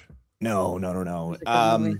I can't remember the name of it, Robert. but it's oh gosh, I'll have to look it up. But he goes on this quest to find in the statute like where it says that you have to pay your taxes or that it's legal to put people in prison, and he goes and talks to people from the IRS and they can't fiid it, and then they just get frustrated and they kick him out. And the Okay, reason but is because the don't they- British were notorious for doing that to the colonists. Is like, oh, you didn't pay your taxes, you're going to jail with no charges, and they would just leave them there indefinitely. So they made it very clear you cannot put somebody in prison for not paying their taxes. Okay, But they but do. don't they do it? Yes. Of course they do it, but that doesn't make it constitutional. Yeah. Okay, so again, it's called it's might makes right. It's the strong do what the strong want, and the weak suffer.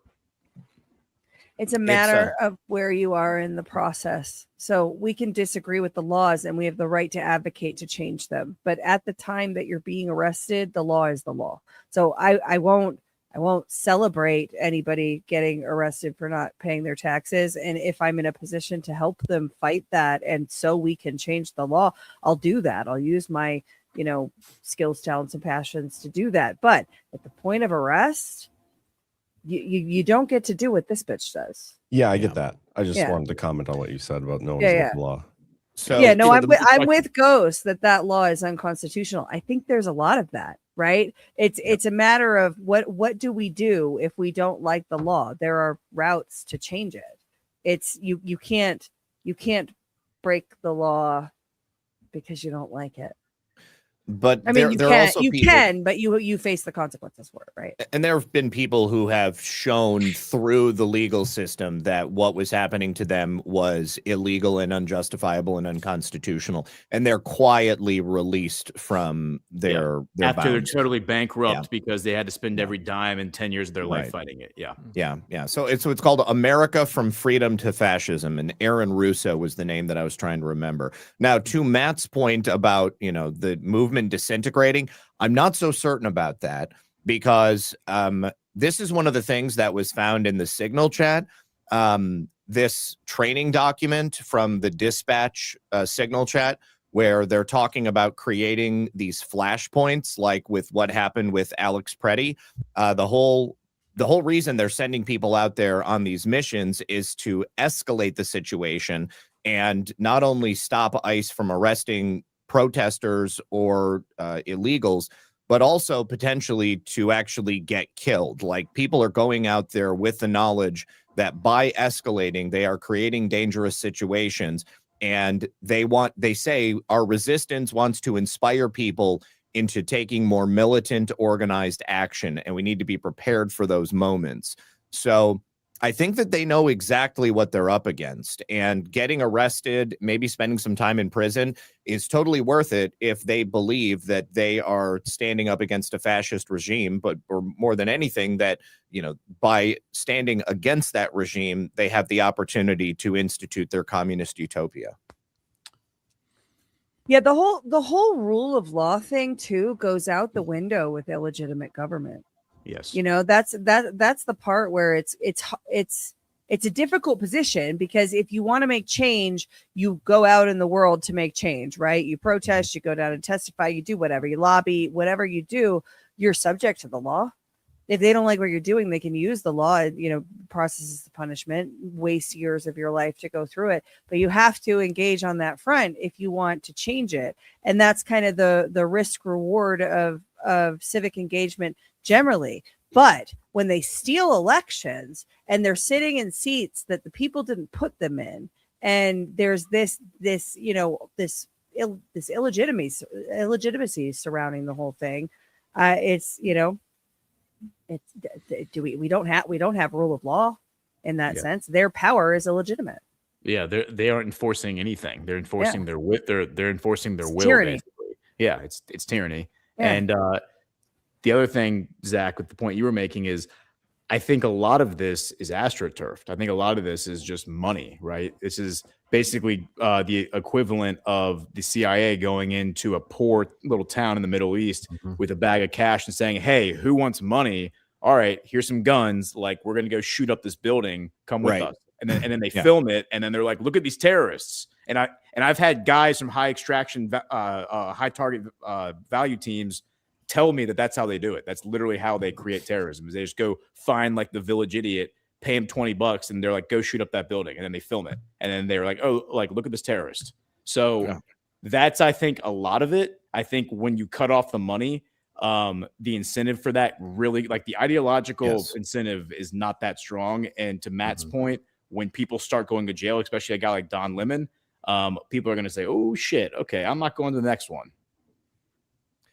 I think that you've got a lot of people, not a lot. Okay, there are different groups that are making up the larger horde of people that we're seeing out there. You've got people who maybe are just, guilty liberals, and they'll travel so that they can spend a day, bolstering the numbers. You've got people who are there simply because they're being paid and they don't have a job. So like, why not? Why wouldn't I go out on the streets and hold up a sign that somebody gives me and then collect a paycheck? And then you've got the smaller group of people, which are the true ideological, converts, the people who actively believe in creating a communist nation in the United States of America.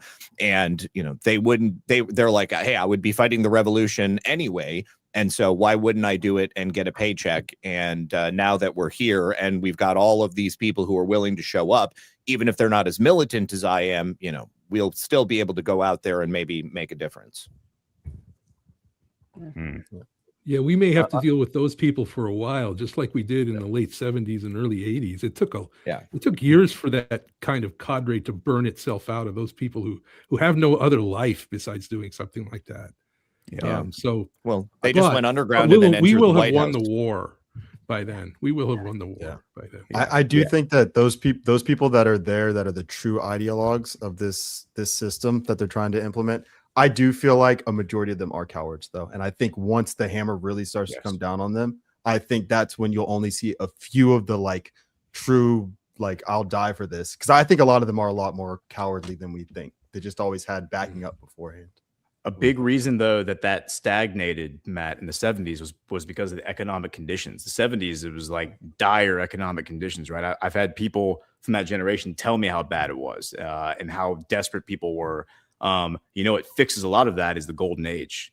If all of a sudden the economy turns on and people have opportunity and people can make way more money, going to work than showing up for these stupid protests, they're not going to be interested in, getting paid $100 a day or whatever to come protest. Like that's not worth it to them, especially if they can go to jail for it.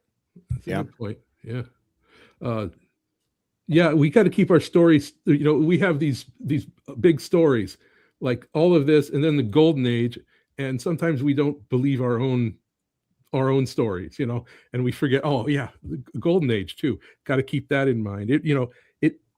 John, you were talking about this the other day about how we flip back to our own, we forget parts of our story. Like people cheer for, the Republicans are winning. That's the really crude example, forgetting about the uniparty. People forget we always have to keep reminding ourselves of the components of our narrative that we've put together on a reasonable basis. But I guess, the golden age is the future. We don't know it's going to happen for certain. So it's reasonable to think, to act as if it isn't going to happen. Because we need justice anyway, whether it happens or not.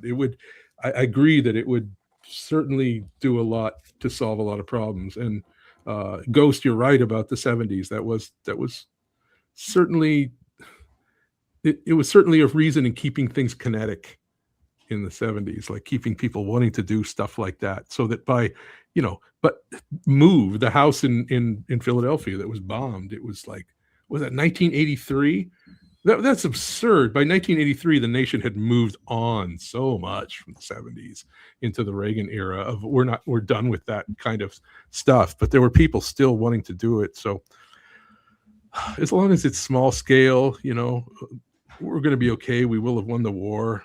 I know I'm just sort of being a dreamer, but it's a good night and a good week. I want to keep the spirits up. That's what's going to be. But you're right, though. I do think we have a bad habit as kind of a community as a whole. I'm a victim of it myself, of falling back into that left versus right paradigm when we know it's not the case. But every story is designed to make it about that too. And so it's like always, oh my gosh, you see what cool thing the Republicans did? Go Republicans. Stupid. Did you see gave us the corrupted fake election system? Yes, they did. They're trying to give us a new one. Yep. Make Did you see elections good again. Patrick Howley asked Lindsey Graham why he doesn't just come out of the closet. No. How dare he out him like that? Did he answer? How dare he? No, he walked by very briskly. Hold on. This is so good. One of those drive-bys. Yeah. Lindsey Graham's apparently, I don't even know where this is at. I haven't checked on it since it happened, but the story right now is with the shutdown, they were about to avert it until Lindsey Graham's like, no, I still want to be able to sue the government for the government stealing my phone records. Do you remember that story? I remember it. Yeah, they had just reversed it, and then they freaking Lindsey Graham's like pissed about it. Lindsey, man. Okay. Yay, and then Isn't that where what's his name fell? This yes. is the spot. Yeah, where this is in the Senate building. Yeah. Hey, Lindsay, why don't you just admit that you're gay, and then people won't blackmail you anymore? Oh. He considered it. You could tell he What a considered it fag. for 1 second. He was like, "Shut up, this guy." So good. Wow. No, that's awesome. Eat a bag of dicks, Lindsay.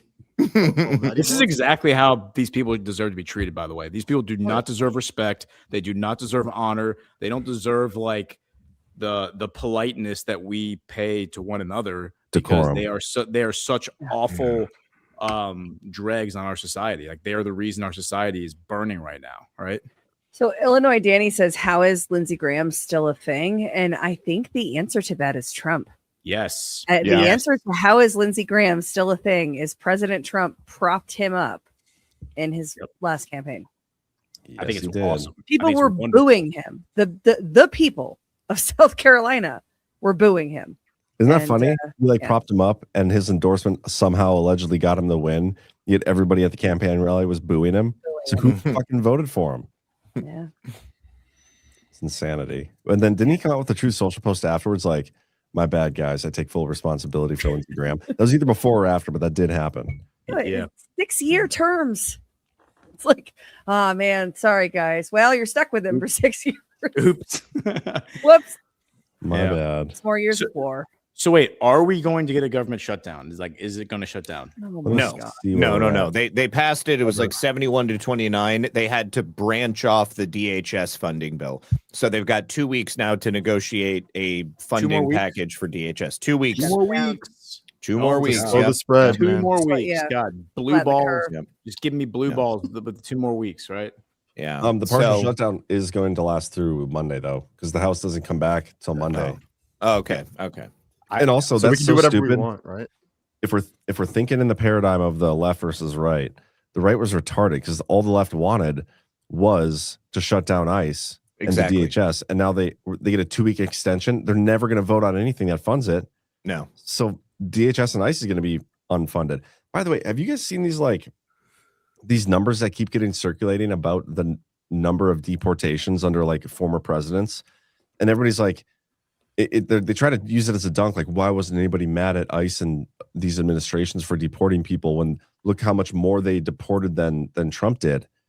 And I'm sitting here thinking, like, how, with all the resources and rhetoric surrounding the Trump administration and that they're putting into deportations, how have they deported so little people? Well, you're talking about the Obama numbers. That was over the full 8 years that he No. was in office. That I've- wasn't. I've looked this up too, though, Zach. In the 4-year terms, if you go by 4-year terms, Trump's on pace for less than any previous administration, maybe other than the Biden one.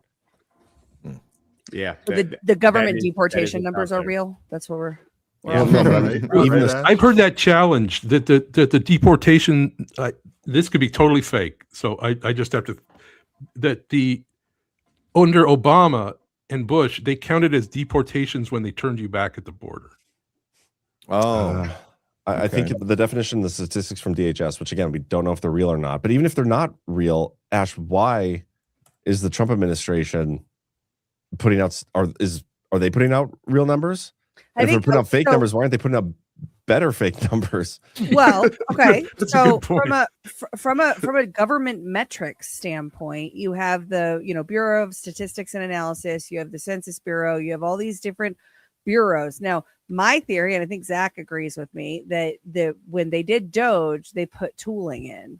Yes. So it might be that the Trump numbers are real, right? That they're more real than anything we've had based on information. So they're trending against prior data sets, right? You have to pull the prior data from the corrupted government going back to the Obama administration, the Bush administration. That's what we're talking about. Well, all of the data from those administrations was, the current data set, which is all fabricated consent bullshit. I don't know why we believe any metrics coming out of the government. Now, it could be that the Trump numbers are tooling. Could be that they're still fake. It's still using fake systems, and we're, going to have some sort of reconciliation on that. And so I think for me, understanding that we can't trust metrics coming from the government. This extends, by the way, it's not just deportations, it's jobs numbers, GDP growth. All of these metrics are manipulated data points to tell a story. That's true in corporate reporting. It's true across the board. Metrics are used to tell stories. And in a government sense, they're used to fabricate consent so they can do shit. Amen. Yes, I agree. Yep, heard that. DHS is a totally illegitimate agency anyway that should eventually be abolished once the fruit of 9/11.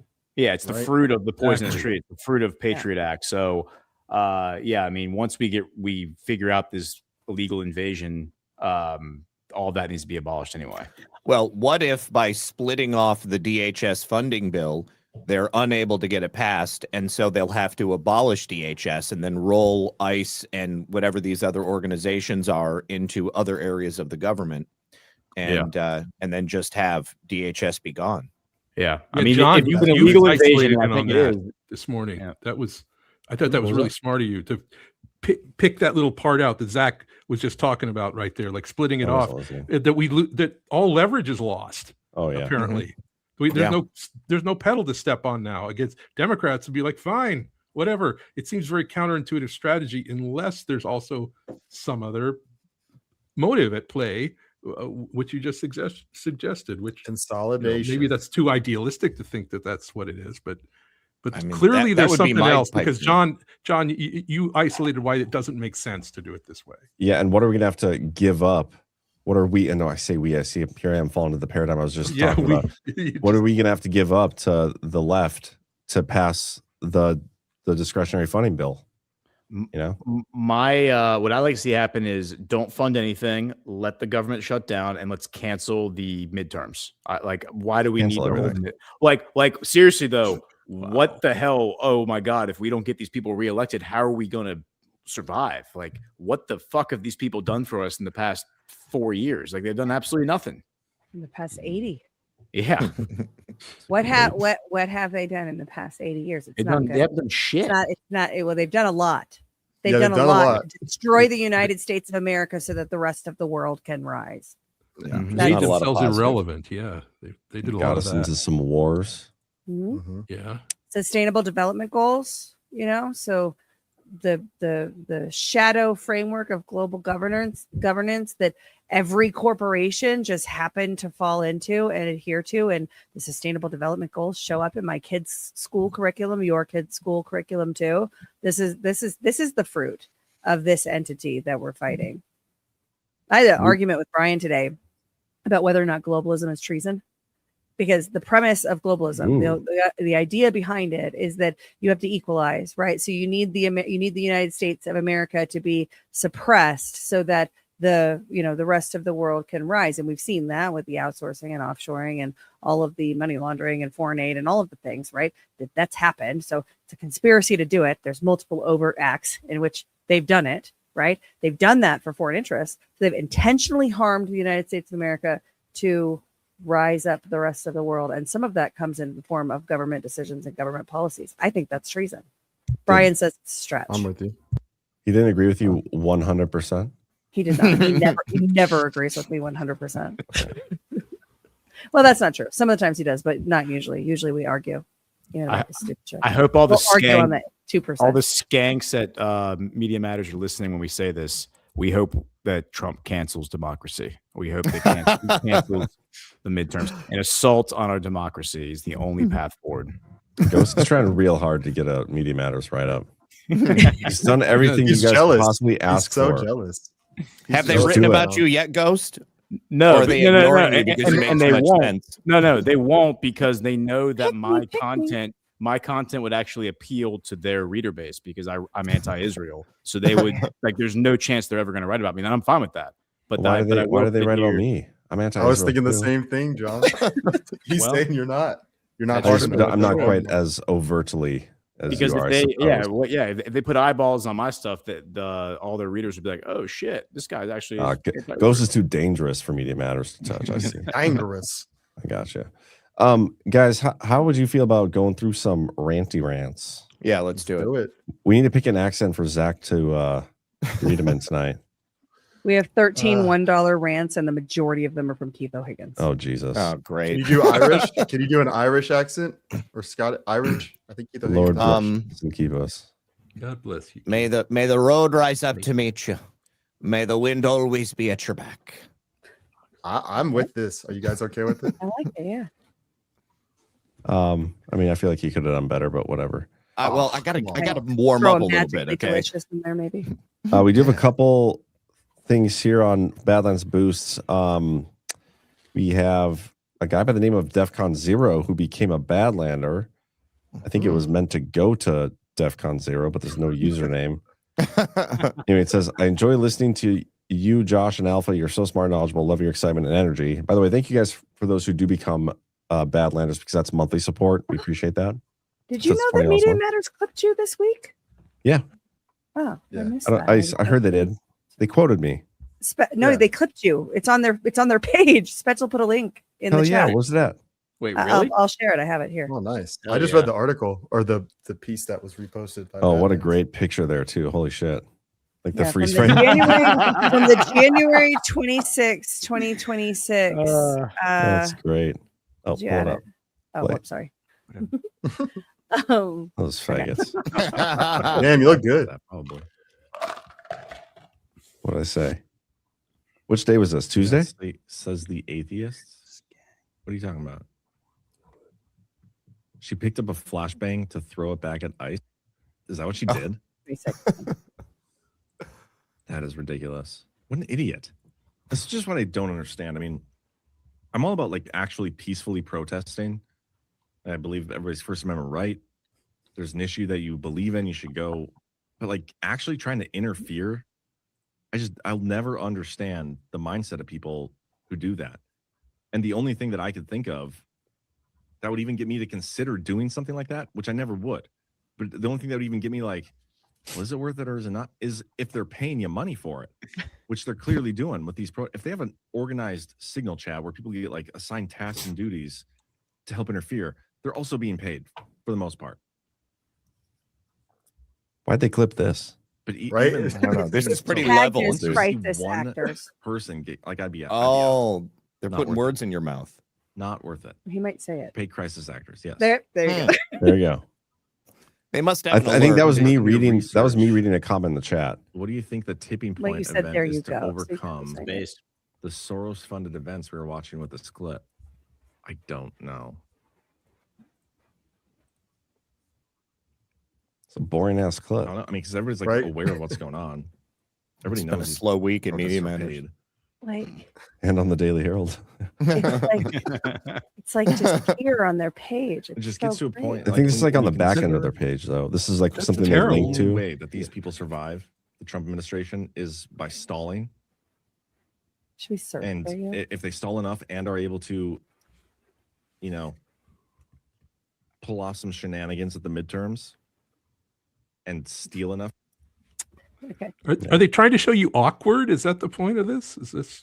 Are you saying I was awkward there, Matt? What the hell? I was about to say, Oh, Matt. they you- also spelled No, your I'm just name kidding. wrong. My whole show is like well, one big awkward. they catch you like in the where you're Horrible. pausing between the parts where you're actually saying something, which is sort of Yeah. odd. Why would they do No, that's that? just how John talks on his That's show. my entire show, though. Is like looking at the chat, being awkward, seeing how it goes. Ramble on 365 gifted five subscriptions. Oh, thanks, Saw that. Ramblon. Bless you, son. We did have another Van Kui KM says for $10, enjoy listening to Badlands Media shows. It is one of the only places where I can listen to those that have similar views of the world. I'm like the black sheep in the family. Also, have you seen Get Off the Boat by Another Frog on Rumble? G Money cameo. I'm gonna have to watch that. Get off the boat. And then one more, we had W. Will Man, who became a Badlander for $50 a month. Thank you so much. Nice. Thanks, And man. they say, thank you for why we vote. Try not to ever miss it. Oh, thanks. That was great. Good show. A lot of fun. Yeah. It's the first show I did on Badlands. Why we vote. Was it? That's Mhm. awesome. For like a couple weeks, I was with Brian and then started my show after that. But the Yeah. first ones was Why we vote. Yeah. Okay, awesome, Zach. Let's hear your little accent. Yeah, let me just offend the whole Isle of Ireland. By the way, I'm like 50% Irish, so this is not cultural appropriation. Can you speak in a Greenland accent? What is a Greenland accent?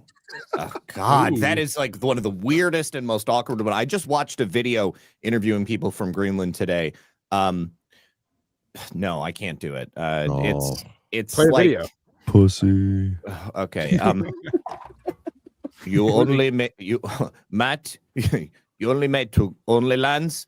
Booyah! Back-to-back shows with our favorite Trump. This is an awesome night. Love all you guys. Down the hatch, y'all. Greenland is not for sale. Oh my God, that's awesome. I don't know if that's right, but it sounds. It is now.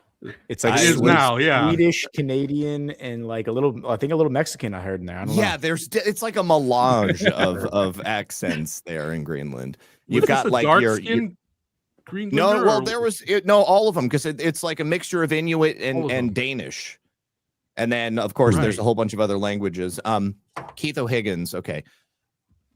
I think I just need to do Irish. I was always a fan of Let's Make a Deal. Always wanted Monty Hall to show Carol Merrill's books.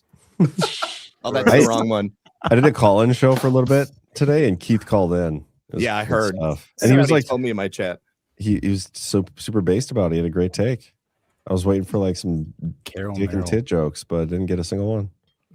Well, he saved them all for tonight. I guarantee it. Did we read the ZBM one? I did. That was the first one that I did in the Greenlander accent. Oh, okay. I was distracted by the oh. accent. I just thought you were saying things. I didn't realize you were reading it. Ryu Meg 1.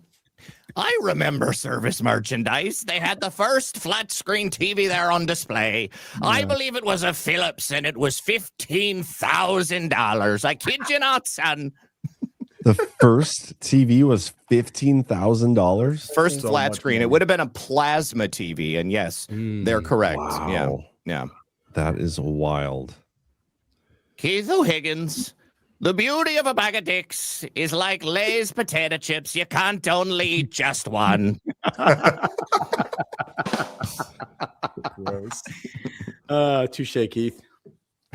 Riverheart 29, liquid for men, a light-colored white beige ecru suit with straight trousers and a long-sleeve jacket. That's what you need to appropriate from Venezuela. Go. Oh, okay. That's the outfit. It's the the Venezuelan linen. house. It's a liquid. Linen. It says it's their national uniform when I looked it up. Okay. Ghost needs a licky, is what that means. And what's it called? A licky. Why do you think I'm saying this? The licky. Okay. I thought I put a link in the chat. Licky. I thought they just spelled liquid incorrectly. No, Ghost, there's a link in the studio chat if you want to click it. Valentine's Oh, okay. I Day see it. song. I see it now. Yeah. Oh, that's pretty sharp. All right. Yeah. The collar. The collar. I mean, I like the cape. The cape is a nice touch. Yep. Well, pull it up. Let's see it. Yeah. Okay. Let's see.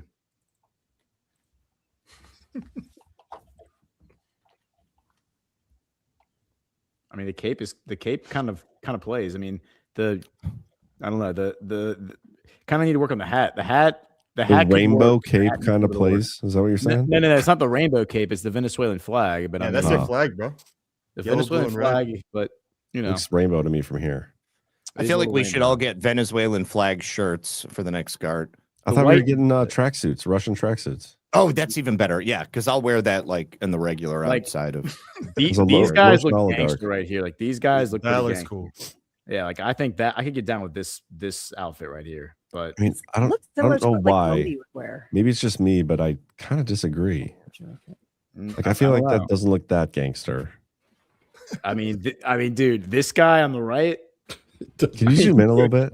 Can we please? Maduro would wear that. Look at this Yeah, guy. you know that guy's shot people.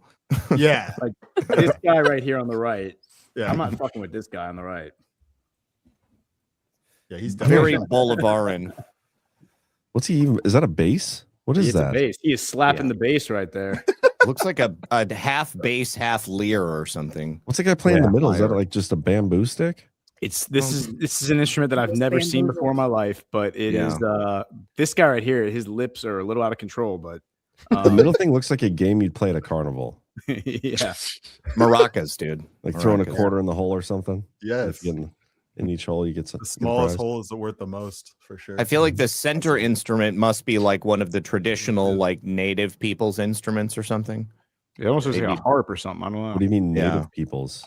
Well, they Yeah. have like It's a- indigenous people of South America, which are not from Spanish or Portuguese descent. Hmm. These Like guys are straight out Mayans? of central casting. Yeah. What song do you think they're playing?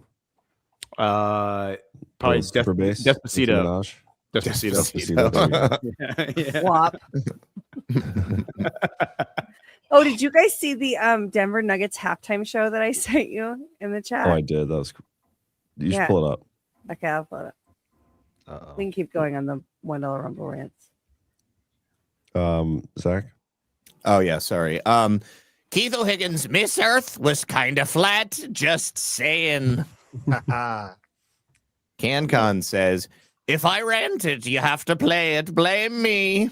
I'm not clicking that link. So You're what do gonna you guys have want to do, you play can. it, Johnny. What to do? Does he? Oh, need to? Johnny boy, you're gonna have to play it now.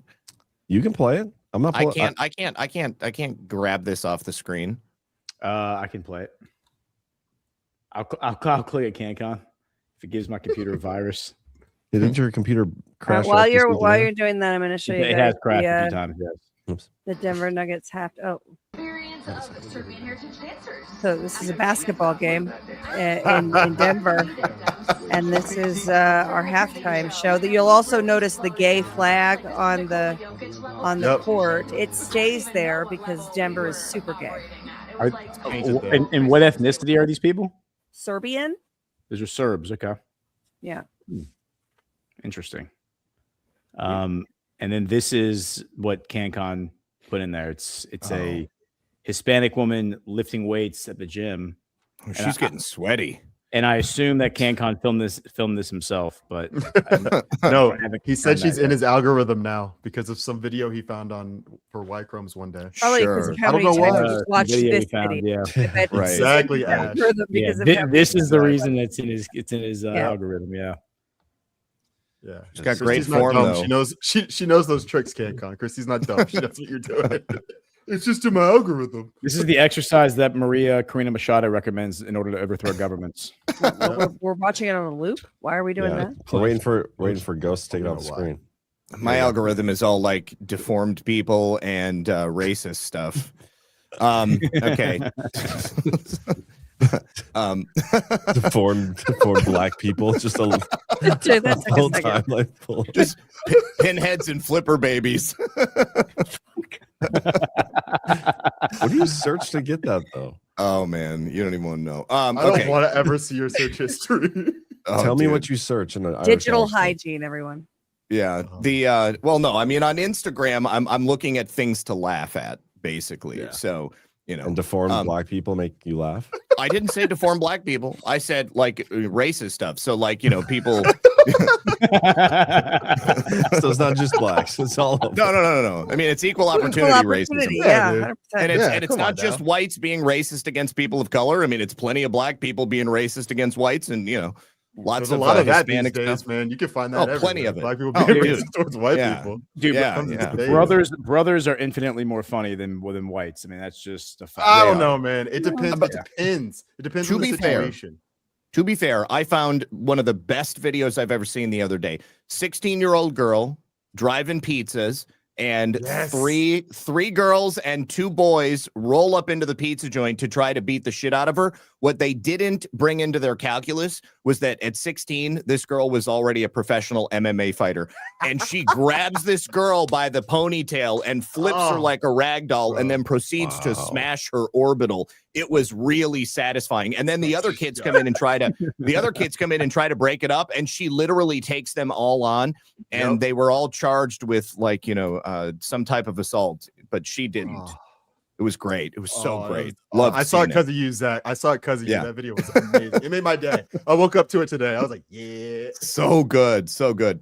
Oh, All right. man. Scroll up a little bit so I can see who sent this next rant. Oh, it's Keith O'Higgins. I can't separate now. Einstein. I can't separate now. Epstein from submarines and even Elon Musk. Wait, didn't Musk hit the zeitgeist by offering a sub to rescue that soccer team in a flooded cave? Then calling a rescuer a pedo? Projection, maybe. Interesting. Yes, he actually did. It was some type of sub that he wanted to send into the cave. So Elon has a submarine? Well, I think he had an idea to build a submarine that could bring people through the flooded cave and then get into the. But I mean, I think that ultimately they didn't do it because the amount of time it would have taken the submarine to come and go and then bring each child individually, they all would have drowned by that point. Did they get them out? They did get them out. Yes. Yeah. Danny says, I love how Zach is always so happy-go-lucky, and then this is his algorithm. Yeah. Oh, I just love seeing people win. Head scratcher. Yeah. And deformed. Yep. Okay, so Keith O'Higgins. I think Tim Waltz's red folder is full of invitations to milk 2,000 mules. Ew. I didn't really It's play magically that. delicious. Yeah. ZBM.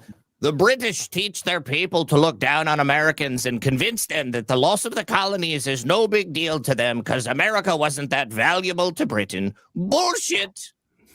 Yeah, I just can't imagine what caring what a bunch of silly people that worship an inbred king think. Yeah. Okay. ZBM says, they knew they were fucked back then, and they still know it today. That's why they've indoctrinated their people to believe that a civil uprising is dumb, and they are better off living under tyrannical rule. They don't even have guns. Yeah. Keith O'Higgins. We are winning the narrative war, Matt. The golden age has surpassed the old Peter Strzok and Lisa Page's golden shower age. Oh, nice. Was that even in the text? I don't think that was in the text, but Keith O'Higgins. It was in the subtext. Yeah. I think the fruit of 9/11 is a dingleberry on John McCain's asshole called Lindsey Graham. Yes, Keith. Keith O'Higgins also says, Cam Cooksey, the smallest hole is worth the most. Oh. Sounds like Jeffrey Epstein's life motto for blackmail. And that's BLACKMALE. Oh, well done, Keith. Well done. Good God. All right. We do have a Green Star outro of Zach's last week's rant reading. I haven't seen it yet, but we're going to play it for the outro. So. Thanks, everybody. Cam, your show tomorrow. What time? 7:30 Eastern time, PM. Ash? Oh, I am 10 a.m. Totally almost forgot that I have a show tomorrow. The Blitz with Burning Bright tomorrow, 10 a.m. Eastern. I think. Awesome. On Substack only. Badlands.substack.com. You can only watch it on Substack. Sorry. Hell yeah. Thanks, everybody. Hit the thumbs up. We'll see you tomorrow. Peace. Zach, you read these as Alpha. Okay. In California, you can identify as a panda, so masturbation is illegal now? Is it? Autocorrect interferes between English, American, Japanese, and Hispanic. Does Alpha actually speak Spanish or is he faking it? Because he sounds pretty convincing to me. Me no habla español, Montenegro fries, chicos. Flying Storm. He goes the one about John B. Wells. And then Chester 3334. What was that? Uno, dos, tres. Trace. Cuatro. Erica Kirk on an episode or two of the reality show Summer House. And then Flying Storm is back with another one. Alpha likes a little El Gringo. ZBM. Let it be known that to this day, Selena is the queen of Tejano music and rocked the crap out of disco music. Long live the queen. Rest in peace, Selena. Gonna have a whole pepperoni pizza on you, chica. The Boom Diggity. Alpha Chapo. Did you ever boat races with Ryan Wedding? They picked up that white boy for all that cocaine. Lynn Apple, 1966. Zach showed the adrenaline from A Clockwork Orange. I'd have to find it. We're almost done. Sorry, I'm getting tired. Okay, Keith O'Higgins. That's dirty. The Nissan 2. It's 8 degrees in southwestern Missouri, and it's not that cold at that temp. It's the negative 11-degree wind chill. That is brutal, essay. Stay safe, anyone who is in this storm's path. The storm is getting me a 3-day weekend, though. Sure. Siesta time. See you later. No one has talked about how quiet the governor of Michigan has been. Well, she's not running for office anymore, so she's ready to retire. Probably gonna run for Senate. Or maybe she go to prison, essay. I got homies in San Quentin, man, who set her up with a crew. All she gotta do is bring some packages in, if you know what I mean. We get to a little stuff and tough. Stuff and tough.